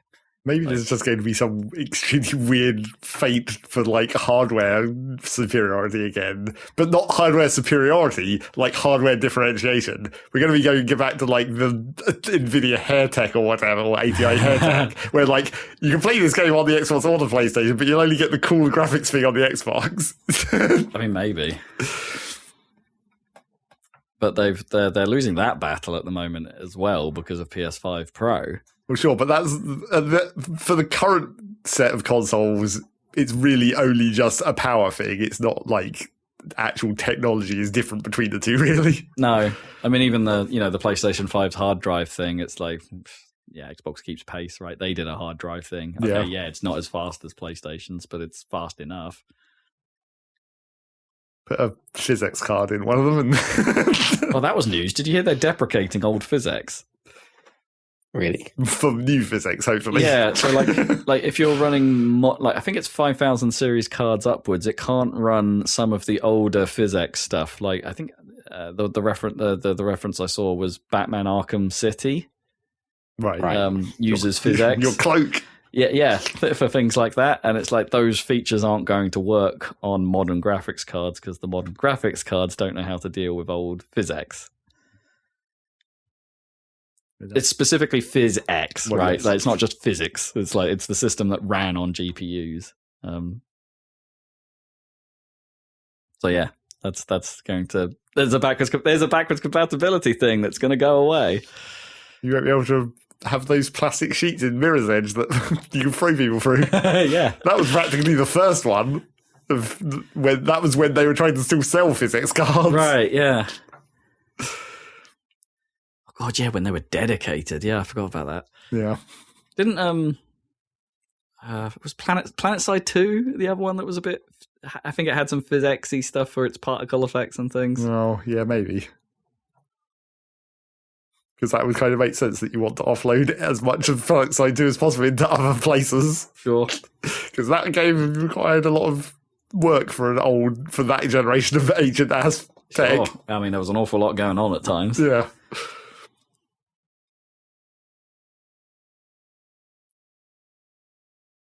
If anyone's got anything else, that's news. I think it's time for what you've been playing. If you can remember. Zach, what have you been playing? I was definitely thinking about it on the way down here, and I did nearly forget one of the things I've been playing. I did successfully remember. Surprisingly, the one that I forgot was the game that I finished. Maybe that's not surprising. Maybe the fact that I finished it. You're just so done with it. Yeah, I was just like, I'm done with that. It's out of my brain now. Except not really, because I continue playing it. I finished and then continue playing more Rift of the Necrodancer. Oh, yeah. Getting through the end of that. I think, like, once I came to more understand the bosses, I was just like, okay, this does make some more sense. They're basically Punch-Out. I don't think I explained it very well the last time. No, I think you did equate it to Punch-Out last time. Yeah, but it's the difference between it being Punch-Out and, like, understanding how it's Punch-Out. Because, like, I think it's also because of, I think I mentioned where it's different, the difference between medium and hard, where in hard you don't get like the icons that tell you what buttons to press, you just have to do it visually. And like, the more I watched people doing that, because I still haven't done it in hard, the more I watch people do that, I'm like, oh yeah, this is like Punch Out. It's literally, you're watching the enemy's tails directly. You're not just following the button pattern that's on screen. Right, yeah. But they are readable in the sense that, you know, say you were coming at them the first time, which you probably aren't. It's probably the way Rift's difficulty system is scheduled, but that it's clear that it's like, that you should dodge. Well, the game kind of specifically tells you when you start a boss fight in hard, it says you can try it, but then you should, if you struggle, you should go back to medium so you can just look at the icons to see what the patterns are. Yeah, to learn the tells. So you can understand it. Tell you what, a game I've always wanted to actually go back and try, right? Because, okay, I suck at the original Punch-Out. But Super Punch-Out was fun, but I still sucked at it. Kind of want to try that Wii one. Yeah. Right? That Wii run, the Wii Punch-Out is supposed to be real good. Yeah. Anyway, carry on. Sorry. Just reminded me. Yes. But yeah, and also to some extent in those bosses, you can still memorize it. Like the attack patterns are a set of attack patterns. It's not just like random buttons you're going to be pushing. So in some of the later bosses where it's just like a string of 6 inputs, you can see before even all the inputs have appeared on screen what string it actually is. And weirdly, there was a thing that, because I've watched several people doing the hard mode of the bosses where they're trying to learn it through the visual, just from the visual tells and not the actual icons. There's a couple of bits in the last boss specifically where they mess around with it a bit, where there's one attack where if you're on medium where you can see the icons, it's real easy because it's just a single button press to dodge. and it's like got a huge wind up, which makes it easy to dodge in hard as well. But what you might not realize in either case is that if you intentionally get hit by that attack, it then creates a whole different button sequence for you to like, it's an ice attack, so you have a button sequence to break out of the ice, and then that gives you a different counterattack. Oh, Rather than dodging and then counterattacking. interesting. But that's presumably not to your advantage because you're still getting hit. I don't know, because I think the ice doesn't do damage. I think only if you don't break out of the ice and then get hit by the subsequent attack do you actually take damage. Maybe the counter is easier. Yeah, because the counter is just instant. You just avoid that one attack and then you just instantly do the counter chain. But then there's a more complicated version of that later on, which I don't think I've ever seen anyone figure out in hard, because you might only be able to tell that it's a thing you can do in medium. Well, sort of. So when you're playing in hard, the evasion buttons don't appear, but the your hit buttons still appear. So it still shows the icons when you can hit your counter and then your subsequent attacks to do damage. Okay. But it doesn't show the dodges. And then presumably the level up doesn't show any of them? No, I think that there isn't a level up. I think it's just medium and hard in the boss fights and the mini games. But there's a specific attack towards the end of the final boss fight where it does a normal dodge setup, so you do your dodges. But then when it's your turn to counterattack, the icon is red because it's like a fake counterattack. Where if you then hit that red icon, he then attacks you again. Okay. So the idea that what people work out is obviously don't hit the red icon. It's obviously just a fake where you don't hit it and then you just get a regular counterattack. But the thing that you might not be able to tell, I don't think I've ever seen anyone work out in hard because I did it on medium, is that if you do deliberately hit the red, you can then dodge his second counterattack and then you get an even better counterattack. It sort of makes sense. Like it's a hit.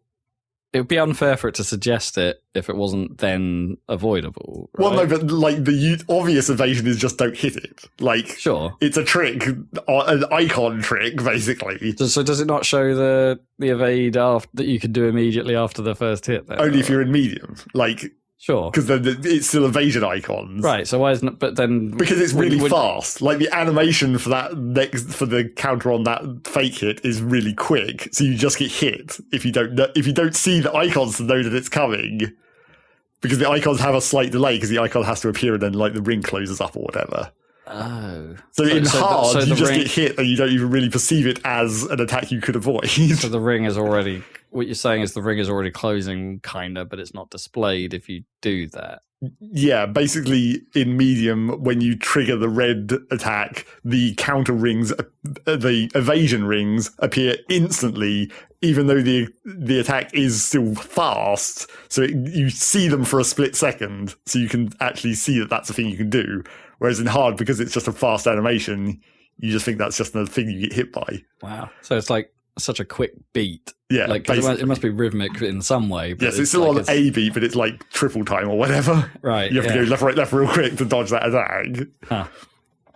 But yeah, that's kind of weird. That's just one of those things where it's maybe you should play it on medium and then find out that trick, I guess, rather than just doing it purely by hard. But then maybe that's a problem. Yeah. I'm wondering. It's hidden information even if it's playing on a lower difficulty. It sounds like it's not super obvious on medium. No, I mean, you do have to see that icon appear for the split second it's there before you get hit, because it is very fast. It's a switch you're supposed to shoot up into the top left corner that you might walk past. Not quite that obvious. Spoilers for upcoming video. But yeah, so I finished that up and then played. Well, once you finish because I was playing in story mode. Some people have, I don't know why they did this, but on the main menu, play is the top option, which is just like a DDR menu where you just go to the song list and you just play them. Whereas story mode, further down the list, has the story mode stuff, but it's still playing through all the songs in the same order that they are in the playlist. Right. So it's just like you should really just play it in story mode, because then you also get the mini games and the bosses interspersed as well. Because once you get to the end of the story mode and you've beat the last boss, when you then go into the play menu, because it's when you finish a song, you get diamonds, which unlocks the next song or whatever. So you have to have a certain number of diamonds to unlock the next song in the list. But obviously, if you're just playing through story mode, you just automatically get that number. Yeah. You accrue them through progression. But then at the bottom of the list, after you've finished story mode, you then get the extra songs that are just the boss fight songs, but with normal charts. Oh, okay. So, like, if you had just been playing through if you just got into the play menu and played through it straight, you wouldn't even know that these songs were boss fight songs. Right. Because you would never have seen the boss fights. Oh, right. So would they have been... Are they unlockable anyway if you were just playing through regular mode? Yeah, because they just, you get the diamonds as you score down the list. But yeah, you get the boss fight songs. And then shortly after launch, they did a free content drop of putting free Super Meat Boy songs in there. Or remixes of Super Meat Boy songs. They're actually new. Well, it makes sense. Yep. If you've got Danny V, use Danny V. Yep. He made 3 new versions of Super Meat Boy songs. And with the art as well, so you just get a giant Meat Boy on the other side of the screen from Cadence. That's sweet. That's quite funny. He doesn't say anything, though. Or at least I don't think I've heard him say anything. I'm pretty sure he wouldn't say anything. Did he ever? No. He just went... Yeah, he just squidged. But yeah, I played quite a bit of that. I've started trying some more of the songs on hard, but they're so much harder. We talked about it before. It's the Left 4 Dead problem of medium is too easy and advanced is too hard. What if someone's like this, if there's a mod for like Left 4 Dead that does introduce like a medium plus? Yeah, I would mode bet there probably is. What's a game that I had that problem with? I think it was Into the Breach. Right, yeah. Oh, boy, there's a missing difficulty. That was true of FTL as well. Yeah. Easy mode was too easy and normal mode was too hard. Yeah, for me anyway. Yeah. Although I'm not very good at either of those games. And it would be so easy to create because it was just like the spawning rate is basically what it changes. So I'm sure that they could have easily made it more fine-grained. Yeah. But then there's a limit to how many points of precision you're going to try and make in these kinds of situations. And how much testing you want to do, right? Yeah. I guess so. And it's slightly harder for a music game where you have to make the whole chart. It's really easy in a music game to make a difficult chart. Yeah. It's actually hard to make those like medium difficulty things that are still fun. Yeah. And I still feel like there's a couple of like towards the end of the game, I think probably about 5 songs before the end on medium, there was just one song that I struggled with so much more than all the other ones before or after. It's like you still can't get away from difficulty spikes. It's one of those things that I think Harmonix are just the absolute masters at, right? Because they managed to not in the progression of like the Guitar Hero games and things like there was within a difficulty level, right? There was a progression of difficulty throughout the playlist. Right, and then you got to the end, and then you upped the difficulty, and it felt like a smooth jump. Right, yeah. Right, you'd start the playlist again, but you'd start it from, by upping the difficulty, and you'd progress, and it's, sure, you'd probably hit a barrier at that point, but then it meant it was clever because it sort of means every song is playable to you. You're not necessarily playable at the same difficulty level, but you could at least play them and find your fun level with every single track. Yeah. Probably less so by the time we got around to Rock Band and things like that, where the concept of the progression muddied. Because of the different instruments mainly. Yeah, that and also, the fact that they became such DLC packages that it's like there is the sequence and even just the structure of Rock Band, right? Because Rock Band didn't actually have it was more of there was a campaign-y sort of element to going through that thing, right? To some of its, if you wanted to do it that way, I suppose. I don't know. Anyway, Harmonix, the absolute masters at that. But it's clearly through all the other rhythm games we've seen, it's like that's not a simple problem. Yeah, because like you can some of the I think probably the songs that I've done best in hard mode in Rift are the ones where the patterns share quite a lot of overlap between medium and hard, whereas like you would just be doing parts that are the same essentially. Maybe the enemies are slightly different, but it's still the same shape, I guess. Although then again, that's also like that's just training for the randomizer. Whereas the button pushes are the same, but the enemies are completely random. Yeah, you're going to be pushing something here. You just don't know which one. But did you figure out whether or not the positions changed? Like whether it was I think they do in certain cases and not in others. Like the hold notes, the worms that are always worms, those can be in different places. Okay. But when it's like, I think normally with 2s and 3s, they're in the same. I mean, 3s obviously can't be any different, but 2s are usually on the same side. Interesting. So some learnable elements even there. Well, yeah. But yeah, I've been mainly still. I've just mainly been focused on playing the extra stuff. I did the extra things, and they were quite tough. Those extra boss fight songs, and then I was mainly just seeing if I could improve scores on medium rather than going to hard. Just get some more practice in, I guess. Yeah. Full combo. Yeah, I got a couple of those. Well, a few of them, I guess, like 3 or 4 of the songs on medium. Although it is weird to like, because obviously it's working on the Guitar Hero system of the Vibe Power where you get the score doubler. It's just like you could have a full clear and it's still like 2,000th on the leaderboard because you didn't use the bonus points in the right place, or you just weren't hitting enough perfects. I guess you weren't being as accurate. I don't actually know what the actual scoring is in that game, like how much different a perfect is from a good or whatever. Sure.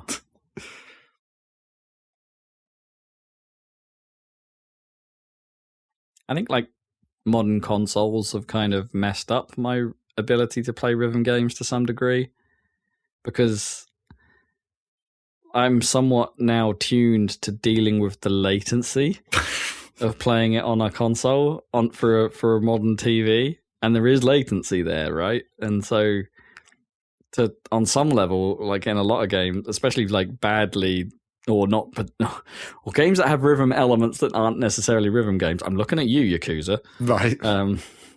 Like the karaoke stuff, right? You kind of have to tune in to the latency of your setup. Right. So I can hear that I'm not pressing it in time, but I'm automatically pressing it with that amount of like preloading the button before I can hear it. I can see it go. Yeah, you know what I mean? So like if I was to actually play a rhythm game now, I think I'd kind of suck. Like if I went back to frequency on non-latent hardware, like a proper CRT on a PS2, right? I don't know that I'd have it anymore. Despite the fact that game's incredibly hard, but well, sure. or can be incredibly hard, but. I mean, theoretically, you still should be fine if you played like Rift because it has the calibration, and therefore you'd calibrate into your natural tendency. I'm not 100% sure that that calibration is ever. It can't be perfect, right? Because it's like it's making you so you press the button in time, and it's trying to time everything right. But the feedback you're getting from the game is then going to be the thing that's latent. Do you know what I mean? Because it's like it has to skew it in some way, right? If you've got latency in your system, all that's doing is it's moving the window in which you can push the button back, but the visual feedback or audio feedback for what you've actually done, whether that be good or bad, then becomes the thing that's latent. Because the latency has to exist somewhere. And it's well, I mean, at least it lets you. At least it has separate audio and video latency configurations, so you can manage it as best you can. Because I played that game. I played at least one session on Rift using the Bluetooth speaker that I use on my PC sometimes. Yeah. But I recalibrated to that, and it was like, oh, this adds 200 milliseconds of audio lag. Totally fine. Whoa, 200 milliseconds. Jeez, that's bad. It's like when if I wear my Galaxy Pods, right? They're those Bluetooth things, right? Even just when I'm using my phone and I'm watching something on there and I'm wearing it, and if I've got my pods in, the latency is so obvious. Like even though I'm not involved. Sure, but that's what I'm saying. There's like because the game configures itself to counter that. It's like you just play it normally. It's fine. Yeah, doesn't even make a noticeable difference to how you play it once you've set it up right. I've sat in my car before and I've paired my phone to the car. And I've been doing Duolingo, and it's like there's been like a noticeable delay between me pressing the button and it reading out the thing, and it's like I've had quite good luck with my insane.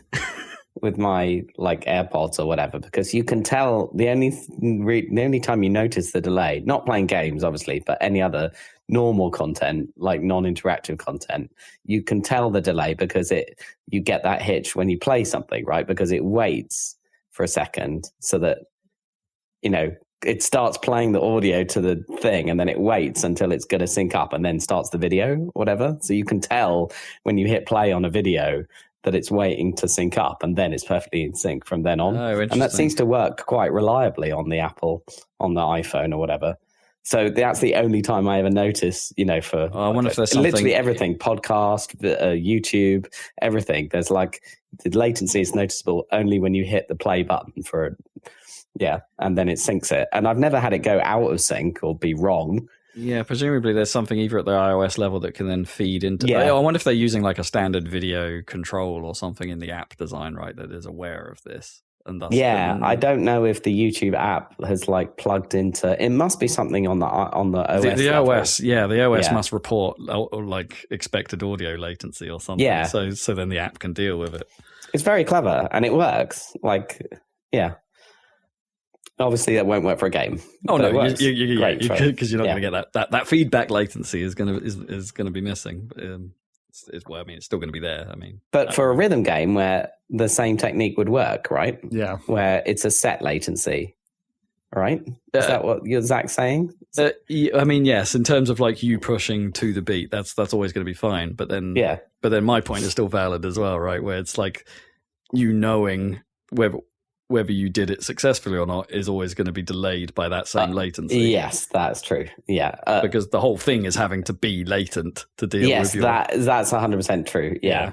So you wouldn't get the feedback, until... the thing is like... It's like, imagine when you're playing Res, right, and you do imagine Res had a more rhythm element, but like in Res, like when you push the X button to do a lock, right, it does the clap noise in time with the beat, right? As close as it can to make it sound good as when you push the button. Like if you're not, if you're having to deal with audio and visual latency, it's like that can't happen. It's like you'll press the button as to how you hear it, but then the game just cannot react then because the whole thing is running latent. If you put that into the game code, then you could get visual feedback instantly. But of course, there's no way to get audio feedback. It depends on your audio and video latency and whether or not they match. But like on a TV setup, your video latency is likely shite as well. Right. Okay. Yeah. Fine. Yeah. I'm just thinking on a phone. On a phone, that's not going to be so much of a problem. Yeah. The only time I've seen something weird happen with the latency in Rythm the Necrodancer, which must have been, I don't know what the latency this guy was having was, but like, I think his latency was large enough that even when he was hitting the beat timing that it was showing on screen, you could very slightly hear like the mist noise before it decided that he had actually successfully hit it. Oh, interesting. Huh. So that seems like a slight bug perhaps in the latency handling. Or like it was just so he pushed it so far that it was practically... Yeah, or his latency window is so far out that it's going, you must have missed that. Oh, no, wait! Yeah. Because it's weird because in Rift, like, I can't tell, but it feels like the mist noises are actually like built into the track almost. Oh, because like there's like a specific mist track that they turn on or off. Yeah, it kind of feels like that because of the way that like when you just miss something, it doesn't offbeat it.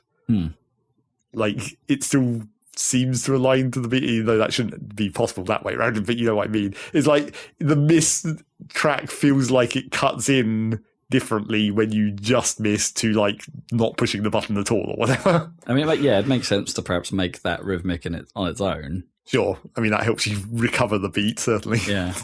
If you start screwing up. Anyway, so I finished that game. And maybe I'll go back and try and do some shit on hard. Yeah, seems it's the trouble, isn't it, with rhythm games in a way? It's like they sort of feel like there's like it's something like I'll go back to periodically, but it's like you just lose it. Well, yeah, you just lose there is that. But on the other hand, maybe not that kind of lose it. Just lose it. On the other hand, maybe losing it would be beneficial because then you could like unlearn whatever control scheme. Because I've still been using the arrow keys to play. And as I speculated when we did the demo video, it's like you probably should do it two-handed, maybe with like a straight row of keys, maybe potentially even double up the middle key so you can do it with either hand or whatever. Right, yeah. Yeah, why wouldn't you? Why not have WASD and arrows or something? Or something like that, potentially. But yeah, I've just been playing with arrow keys. But it's just like, now I'm committed to that. So maybe if I then unlearned that in the future, I could come back and just start over with a fresh control scheme.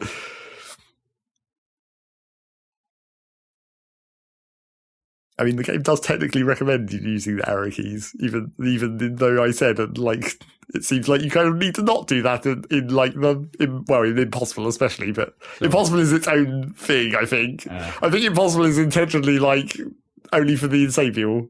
People who play it on a beat pad like Rob Swan. Which probably is pretty cool.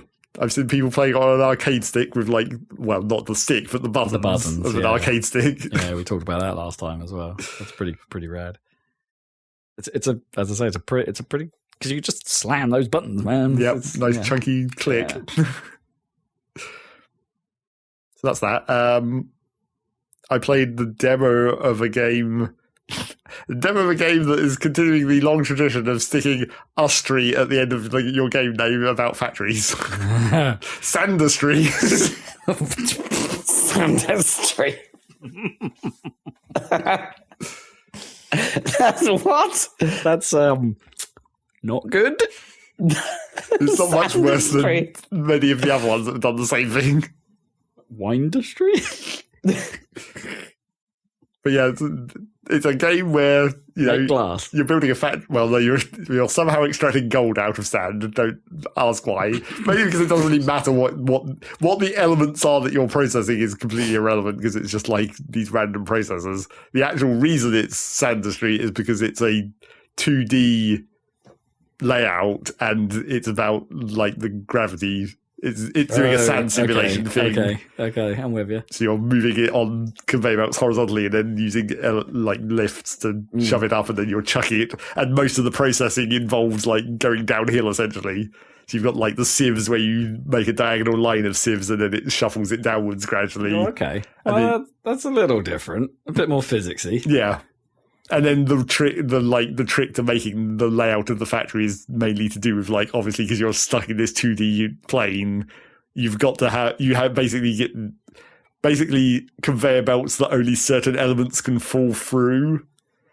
Right. So you can use that as a filter. So you can be like, oh, the gold needs to drop down because it's been filtered out, and then it needs to drop into like the gold collection belt, but that's below this other belt that's going to collect the leftovers of the sand or whatever. Because you're trapped in this 2D plane of working it. But yeah, that is that game. It's a sand physics factory thing. The problem with it that I can see from the demo is that it's a pre-made map, and I think that game definitely needs randomization to have any replayability at all. Right. Is it early access? I assume? It's just a demo of an early access. Okay. So yeah, I mean, maybe it will get more. I got a better name. Mecha Shovel. It's not really a shovel, though. You shovel sand. Yeah, but you don't really in the game. In fact, well... Somebody's got to shovel it up in the first place. They claim that you use a shovel to do the very... Like, right at the beginning of the game where you're doing things manually still or whatever, they claim that it's a shovel, but it's more like a gun. You just, like, shoot a circular area of sand that then falls out. Can we sell it on YouTube? Probably. Yeah. But yeah, and then later in the game you get like a rocket launcher or whatever, so you can blast large chunks out at one time. But then obviously because the map is preset, it then has like areas that are gated off by your progress in the tech tree, where it's like, oh, here's an ice wall that you can't get past until you unlock the flamethrower or whatever. That means you can run out of resources. Yes. Because there is a limited number of sand pixels on the map to make gold out of. And you could run out of water as well unless you figure out the possibly a glitch that allows you to generate infinite water by if you use the flamethrower or the incendiary rocket launcher to evaporate water into steam. It goes up into the sky and then it turns into rain and comes back down. But more comes down than the steam that went up. Oh. So you can technically generate infinite water that way. Weird. So yeah, that's Sandustry. Just a little demo of that. Oh my God. Why is that so funny? Sandustry. I think it's the word sand combination. I don't know. Is that better or worse than putting fact at the start of the thing to be a factory game, like factoroids? Factoids. I think Ustry is funnier. Thank- Factustry. Factostry, yeah. Factory No sense. And then I guess the last thing was we continued to play a bunch of Stationeers still. We're still not done. We did eventually launch the rocket and all that. So we've... I mean, that's not the end of the game, of course, in this game. That's just a thing you can do. But having launched the rocket as, like, first as a test flight, so it's basically an empty rocket, essentially. So we did that and then scanned some of the space locations, and then we launched it again with the mining equipment in it so it can do actual mining in space. And it turns out that is insanely overpowered. But that's kind of okay, I guess, because this is like the end game tech at the moment, where it's just like, if you can launch a rocket, maybe it's fine. You get a huge amount of resources for that. Because we've basically been, the whole of this playthrough on the lava planet has been about, like, we've always been on the verge of running out of water or whatever. So initially we were trading for it, and then we were trying to do that, like, hydrogen, oxygen burning loop with the plants to make infinite water that way, which, I mean, we got that to work, but we just never, like, automated it. So we could make water, but it wasn't automatic or anything. And we had the plants growing, but we weren't collecting the oxygen automatically or anything. But then we just launched this rocket, sent it to an ice asteroid, mined a bunch of ice, and now it's like, oh, we've got so much water. All that work we did previously to make the hydrogen burning and the plants growing, completely irrelevant. Because we just got an infinite ton of ice, a huge amount of ice. Just shove it in the ice crusher and get water for basically, well, not no cost. Obviously, the rocket costs quite a lot to build and launch, but...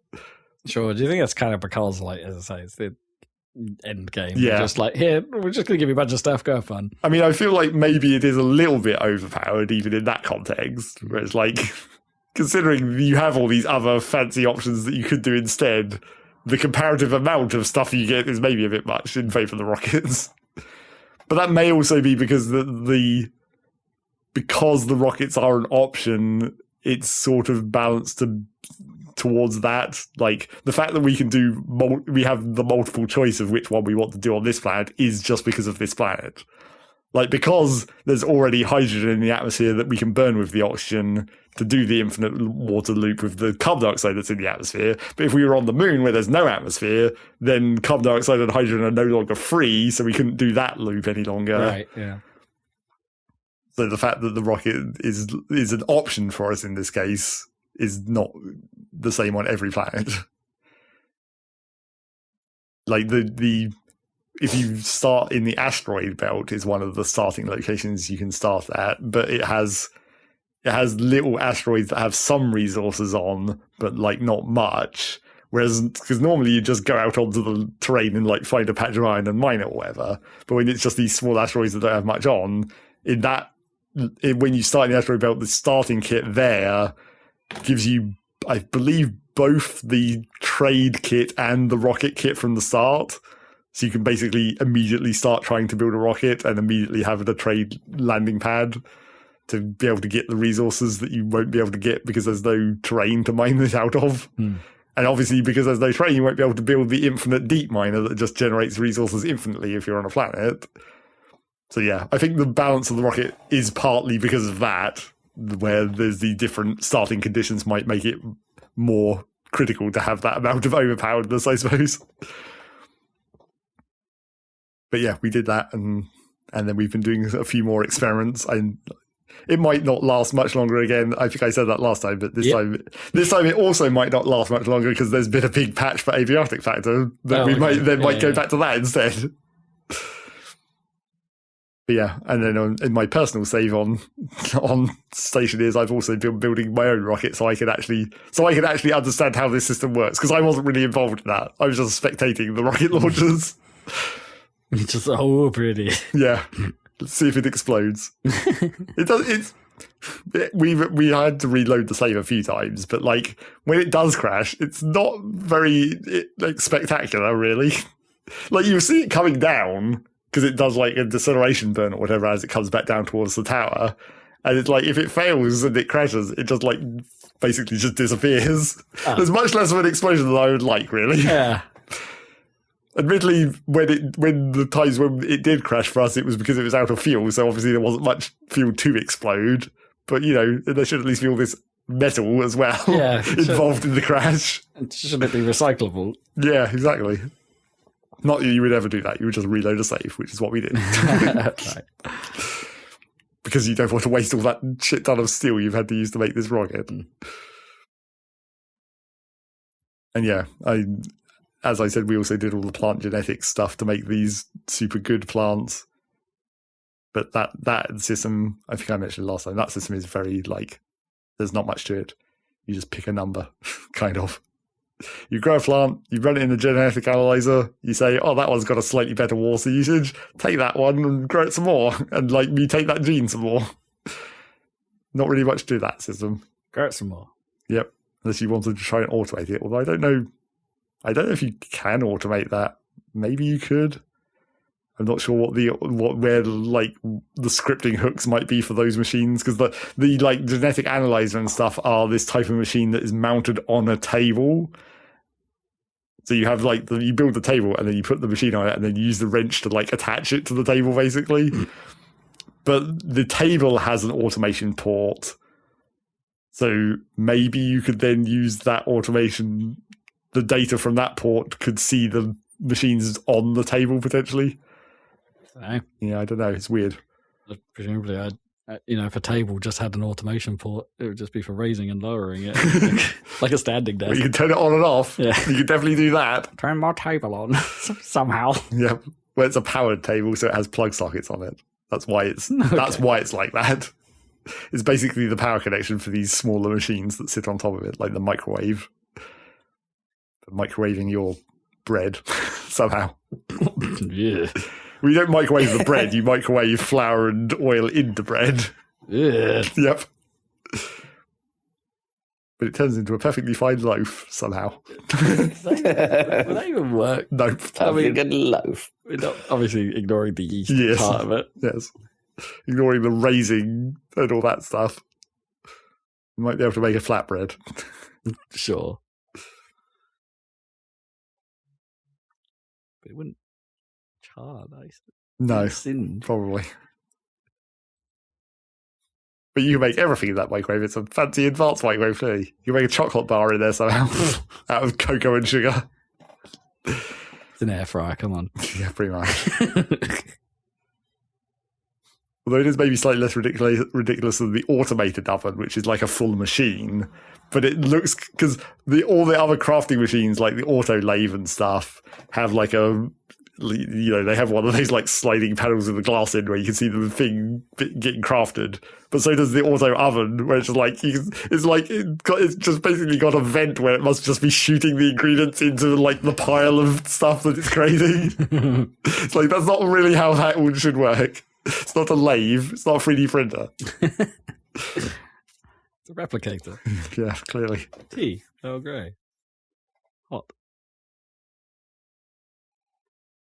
Super. But yes, that's probably the end of Station Ears. We might be back on Abiotic Factor next time. I mean, I didn't play, but the person I was playing with did play on the last major update, so I'm like 2 behind essentially in terms of major updates of that game. So that's why I didn't play the last one, because I was like, they're releasing these so quick, and also, play a bigger chunk of content at once. Don't come back for like 10 minutes. I'm sure it's not 10 minutes. I'm sure it's a bit more than that. And also let them do early access things like rebalance stuff, so that when we come back we can actually experience a different game in other ways. Sure. Yeah. But yes. Yeah, I suppose I never really thought of that too much. I suppose that is the advantage of a quick early access cycle. You're coming back to it and it's like, oh, this feels fresh for some reason. Yeah. Because they've changed stuff. Yeah. The trouble is that then, in my mind, that's then tempting me to also start a new solo save. Start totally fresh. Yeah. That is the yeah, I can see that. That is the temptation.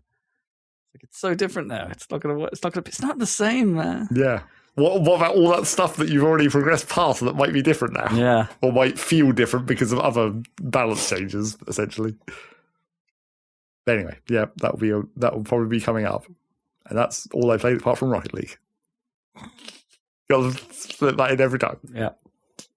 I've stopped tagging it now. Like, it's just Okay. Just like TF2. Tag. It's like Factorio, Rocket League, TF2. The TF2 still can't be on the top tags at this point. No, must have way below. It's not on the hot topic list for sure. Certainly not. We don't have like a cumulative number tag list. No, we can probably work that out. Yeah, probably there must be a way. Yeah. Anyway, that's what I played. Rocket League would win that surely as the most tagged game. Yeah, probably because. Well, no, I was about to say because I still didn't play TF2 outside the time we've been podcasting. I only started playing TF2 during the existence of the podcast. I mean, that's true. Yeah. So the maximum amount of time I've played TF2 and Rocket League are both within the constraints of this podcast. Yeah, it's roughly the same time scale, but I suspect Rocket League would be more. I'm using a non-scientific method to... Oh, no, this isn't quite right. To try and work out the answer. 89 tags for Rocket League, according to our website, by going to the page for it and then searching for the string Saladcast. Oh, I see. Right, see how many. Yeah, okay. I see what you're doing. Works. Not that if we've done a video though, that would screw that up. But we haven't. And then so 89, and then what was the other one? TF2. TF2. Okay. Presumably would be full on Team Fortress 2 as written. 22 for TF2. Wow, that seems too low. That seems surprisingly low, yeah. I guess we didn't... By the way, our search does work with just TF2 because it counts as an alias. So skills. But yeah, only 22 TF2. And then the big one, I think, is probably Factorio. 75. Close. Yeah. So 75 versus 89. So I think probably Rocket League is number one. Think of that. 89 out of 385. No, sorry. How many? Let's think of that in a different way. That is like 2 and a bit years of our podcast cadence in which Rocket League was mentioned. Yeah. And how long have we been playing it for? Or how long have I been playing it for at this point? Oh, much longer than that. Well, if we go to Rocket League and scroll right to the start, we'll see the first tag was 21st of September 2015. Yeah. 10 years and 2 years worth of podcasts. Yeah, 2 and a bit years worth of podcasts. So that's like, yeah, at least once every 5 podcasts, let's say. There's a Rocket League mention. There you go.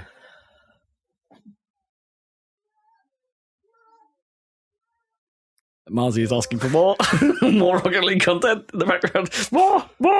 All right. Shall I talk some games? Yeah, you probably should. Not a lot to talk about this week. I will. I sort of teased at the end of the last podcast about Project R, right? The San Francisco Rush, right? Native project. I've played a little bit of that. It's hard. It's quite difficult. I'm sure I was better at it in the actual arcade than I am actually. Definitely possible. Playing this version of it. But yeah, it runs pretty well. It runs nicely. I can put it on my Steam Deck. I can hook it up to my TV and I can play San Francisco Rush Alcatraz edition in 4K with absolutely no problem. It's a thing you can do. I'd kind of forgotten how terrible that soundtrack is. Like, it is awful. But it's quite, and it's still got basically the handling. I don't think of Rush had really changed between, Rush and then 20 whatever the name, 49. Yeah, it feels the same. I mean, when I watched it, I was like, it seems weird, but like it seems like the cars in 2049 are just like twice as big. Because, like, I mean, it's not because the cards are twice as big. It's because the level geometry is scaled differently. Yeah, I think that's true. Yeah, I think 2049 actually is a little bit more correctly scaled than Rush. Like the road seems bigger than it should be. You think it's that way around? Well, it doesn't matter which way around it is. The cars are either small or the roads are bigger. Like, yeah, I think the cars feel too small or the world feels too big in the earlier Rush games. Yeah. Anyway, that's a thing. I did that for a bit. Still plugging away at Balatro. I've now finished a run with all of the standard decks. Right. That you initially have access to, and I'm now, if I want to unlock more of the decks, I need to up the difficulty, which reduces the amount of money you make. I think on the first stake raise, and having a good economy is kind of key. Is that going to be a hardest too hard situation, or do you think it's going to be fine?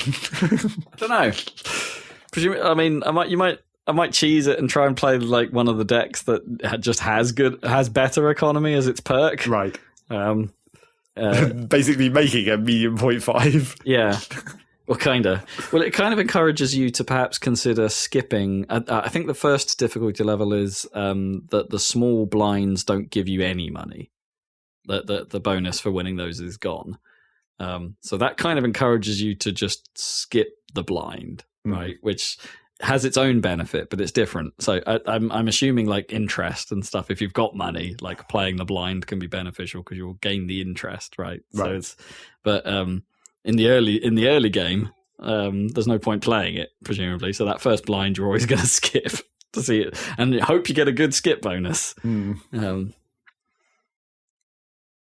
so it's still interesting. I had a brief look at it's got these challenge modes as well that puts weird rules in place. Like the first challenge is called the omelette, and I'm not entirely sure how I'm going to do this. So the omelette gives you 5 of the egg joker. It's just called the egg. Zach's favourite. Egg. Egg. And the egg joker has absolutely no abilities other than the fact that it gains value every round every blind you play. So but the kicker to this mode is like there is no other money source. Right. So but the problem is you need those jokers to like do well. So and you need that money to do anything. So it's like that sounds really difficult. Like you need to probably play a couple you can probably get through the first ante without spending anything. But then that means you've still only got $9 to play with if you sell one of those eggs. And it's like, that's not a lot. Like, how am I going to... You've got to really pace your upgrades and try and keep up with it and then get presumably very lucky with your hands. And it's like, that sounds hard. Does the average value of stuff you can buy go up during the run?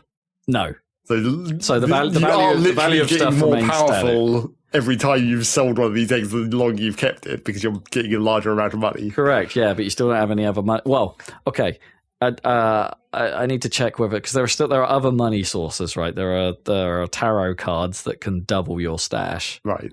Or give you the sell value. Oh, I mean that's probably the strongest one, right? You usually keep your eggs for as long as possible, but get the tarot card that can that gives you the sell value of all of your jokers without you having to actually sell them. Right. So that's probably quite nice. But I need to check because there's quite a few things that are turned off in that run, so I need to check that would be one of those things. But also that's really random. And if you want to, the common place to get those tarot cards is from packs you have to buy. Right. And even then, it's a random chance whether you'll get one of those tarot cards in that pack. So yeah, that sounds.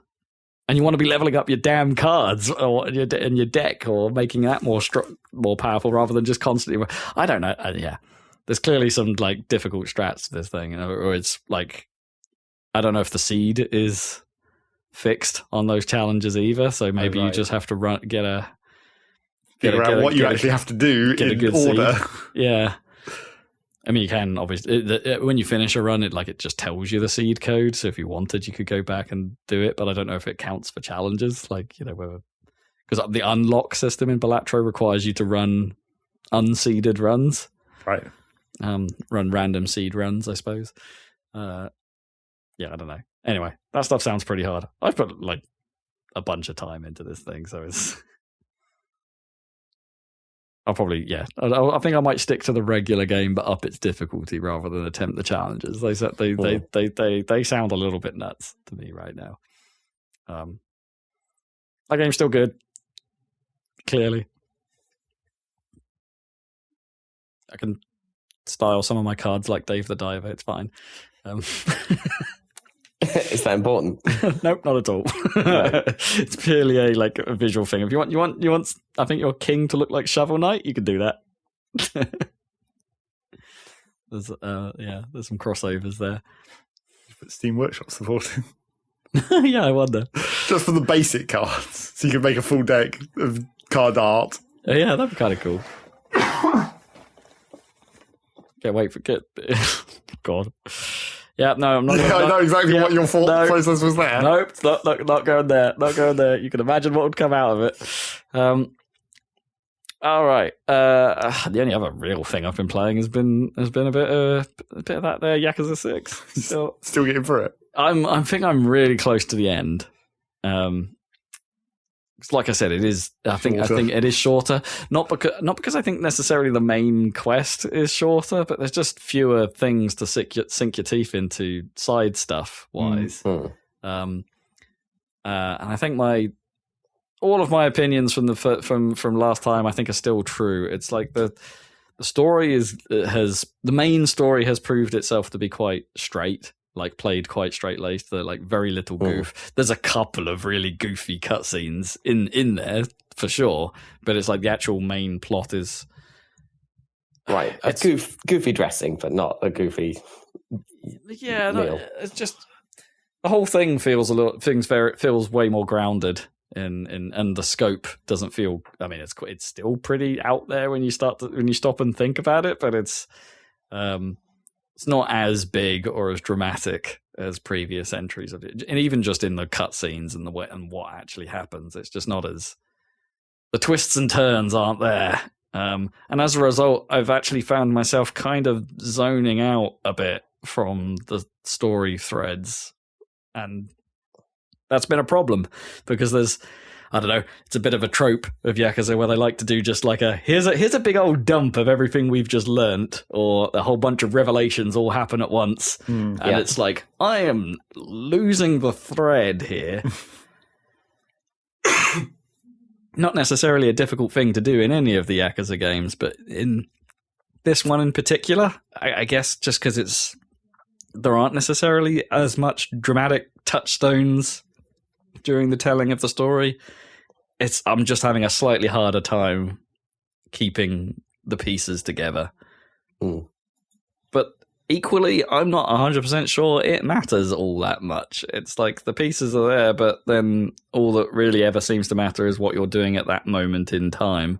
And you can kind of forget about the rest because they're going to try and recap it. And you're like, yeah, what was that? What did that do? Oh, it doesn't matter. I'm doing this now. Like... Right, okay. I don't know. It feels slightly less ill thought through, slightly more ill thought through that way round than other Yakuza stories. It's just not quite as interesting as others, and without the goofiness and the wildness and the surprising moments that the previous games had, it's just it's falling a little bit short of the mark. That isn't to say at all that I'm not enjoying my time with it. It's still a Yakuza game. It still plays like that. It's hate to say it, probably the weakest of the lot I've played. I still don't understand that baseball simulation thing. I think that might be the weakest side content as well. Like they've gone to the effort of making this baseball simulator with like a roster that you manage, but I think like what you actually manage is is too limited, and I don't really understand what's happening and what I'm supposed to be doing to increase my chances. The amount of experience your players get per game seems so incredibly minimal that progressing in it. I don't know how you progress in it at a good speed, so I can then do the later challenges. Yeah, I don't know. I don't know about that thing. So that seems pretty rough. I think I talked about Clan Creator before, which is that it's kind of strategy-ish mode. I've finished the storyline for that at least, and then the next thing it gives you is this, like it says, oh, it's only 1 star harder than the last thing you did. No, it's way harder than the last thing you did, and I can't get through that at the moment. So if I want to carry on to that, I probably need to grind out some more of the previous missions to just level people up. But I don't know if I really want to do that because that thing's not as well fleshed. The problem is I've been spoiled with Kiwami 2 on that one because Clan Creator returns for that, and it's a much better implementation there than this one. So that's a shame. I'm not sure I really want to engage with that anymore. For better or worse, there's no purgatory equivalent here, so a lot of the gambling games are gone, and it's like, yeah, okay, not really a problem, I suppose. You can play blackjack in a billion other places. You could play the Hanafuda games in the other Yakuza titles, for instance. Mahjong's still there. Of course. Can't escape that. And I don't miss, I forgot what it's called, but like Chinese chess, whatever that's. Shogi? Yeah, I don't miss that. Shogi could suck a dick. It's nice. It's a fine game. I'm just terrible at it. And the AI was way too strong at it in the Yakuza implementation. Yeah, none of that's here. None of that's here this time. And there's definitely moments in that they've written out a few characters, and I went and looked it up, and it's like oh no, they never return to the series past this point. Oh, okay. For no good reason. And it's like there's just moments of the storyline where you're like, oh, they could just go talk to that guy and find out that piece of information. Nope. We're never going to mention that character existed or what his use would have been in this particular story. They are dead to me. Lol. Totally dead. They're just banking up future dramatic reveals. Maybe. That person who mysteriously never showed up again, he's back. It just seems a bit weird in places where it's just like, well, you know this. Why didn't you even consider that guy? Like, he's been pretty important in the previous games. It's like, go talk to him.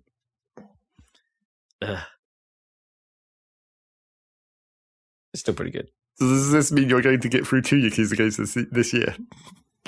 Well, maybe. I was actually struggling to think what is after Yakuza 6. I need to look up the time. It might be, well, if I was being completely completionist, it might actually be Judgment next. Right. So going off on or Judge Eyes, as it's called in Japan. I love that. It's like they should have just kept that name. I mean, Judge Eyes. I mean, they should always keep looking after these names for games. Clearly superior. And other things. Shinget. Shinget. I love that. I absolutely love that. Yeah, so I don't actually know what was next. Like I had in my head it might be Ishin, but like that might have been true for its original Japanese release, but it didn't get its Western release until like 2019 or something, or maybe not much later than that. It was pretty recent, so I don't actually know what's next. Maybe it is actually just straight up 7. I'm gonna look it up right now. So yeah, I don't know how much time I'll really spend in the game once I've actually finished the main quest at this point. There's like, apparently there is some cabaret stuff there, but the game has never forced me into doing that, or it's never been part of I've never just stumbled upon it, right? Like, I think you can go chat up hostesses still, if you want to. But there isn't a cabaret, like, management game in this one. Right. So none of that's there. There's a sort of, it's a somewhat weird and pretty tedious go drink at a bar side quest as well, where it's about bar culture and being a part of this of the liveliness status of this little bar. So it's about walking in, drinking with everyone you possibly can, and that makes a meter go up, right? Then when that meter gets to a certain point, you're going to have a lively conversation with the members of the bar, which basically is multiple choice questions every now and then. It's like pick a conversation option, hope it goes well. And that's all that really is. If you do that enough, you might get a slightly extended cutscene with that person, and then you become best buds. I don't really know what the point of this that whole thing is. I think that's actually that's a good point. Like thinking about it, the sides, like one of the previous like really excellent elements of some of the other Yakuza games is that the side stuff tends to feed back into the systems, right? You go and do this side thing and it might give you currency in a different way, or it might give you a different thing, but it's something you then need to build your character in some other way, or it will feed into another one of the systems for character development or progression, and they all kind of link together. Whereas here, everything feels a bit like it's like everything just earns you experience. Like there aren't multiple systems. It's like if you go into you're doing this side quest, great. You might get a bit of money and you might get a bit of experience. That's pretty much it. You do that. I mean, there's the odd moment where, like I was talking about that bar, that conversation, the bar conversations thing.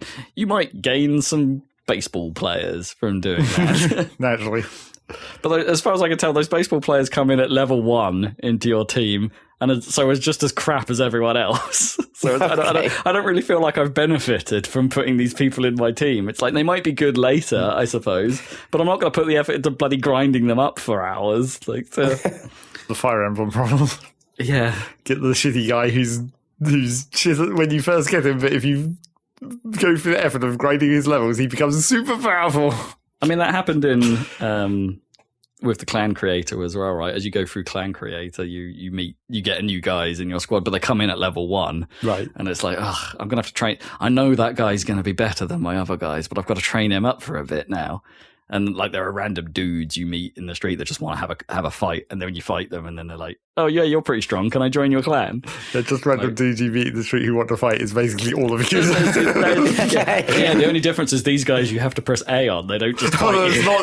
They actually ask to fight. Pretty much, yeah.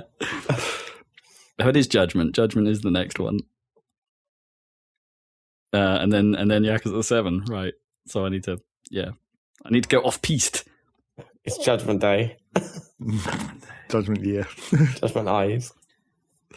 Judge Eyes. Get your Judge Eyes on. Judge Eyes. And in less good news on the Yakuza front, the Yakuza Remastered collection is coming off Game Pass. No, nice. You're going to run out of time. No, it's fine. The Remastered collection is 3, 4, and 5. Oh, okay. So I'm all right at the moment. And in fairness, Judgment isn't on Game Pass. Neither of the Judgment games are on Game Pass. They never have been. Right. So, yeah, I'm going to have to truly go off piste and actually acquire them. What a concept, buying a game. I know. How unusual. It's quite funny to think, actually, that it's like, as much of a fan of the Yakuza games I am, or Like a Dragon series, I have never bought a single one. That's the power of Game Pass. Well, no, the first Yakuza game, the Kiwami 1, I actually played on PlayStation through PS Plus. And then I think I got gifted a copy of Kiwami 2, so I played that. And then everything else has been Game Pass since then.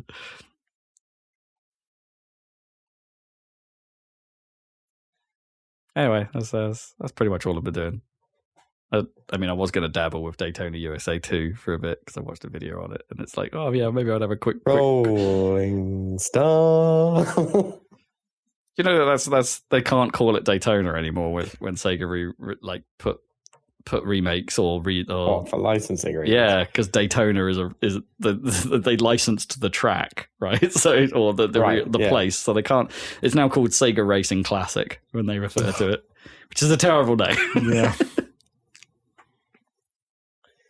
Sega Racing Classic. Let's go away. Let's go away. All right, let's go away. Yep, apparently. Because it's the end of this podcast. Because we've already had Dan's what he's been playing. We've had what we've been playing. Yeah. So we're coming around. But we haven't had the bit where we tell you that we have a YouTube channel, which is coming up. Now, we have a YouTube channel. It has Let's Plays on it. So you can watch those. We're currently doing Star Fox Adventures because we got into Star Fox, which is a good game. And now we're playing Star Fox Adventures. It's not so much a good game. Exactly. But there is plenty of other games in the back catalogue there. Plenty of other podcasts on our website. And we'll be back with another one of these in 2 weeks' time. So we'll catch you then. Goodbye. Boy!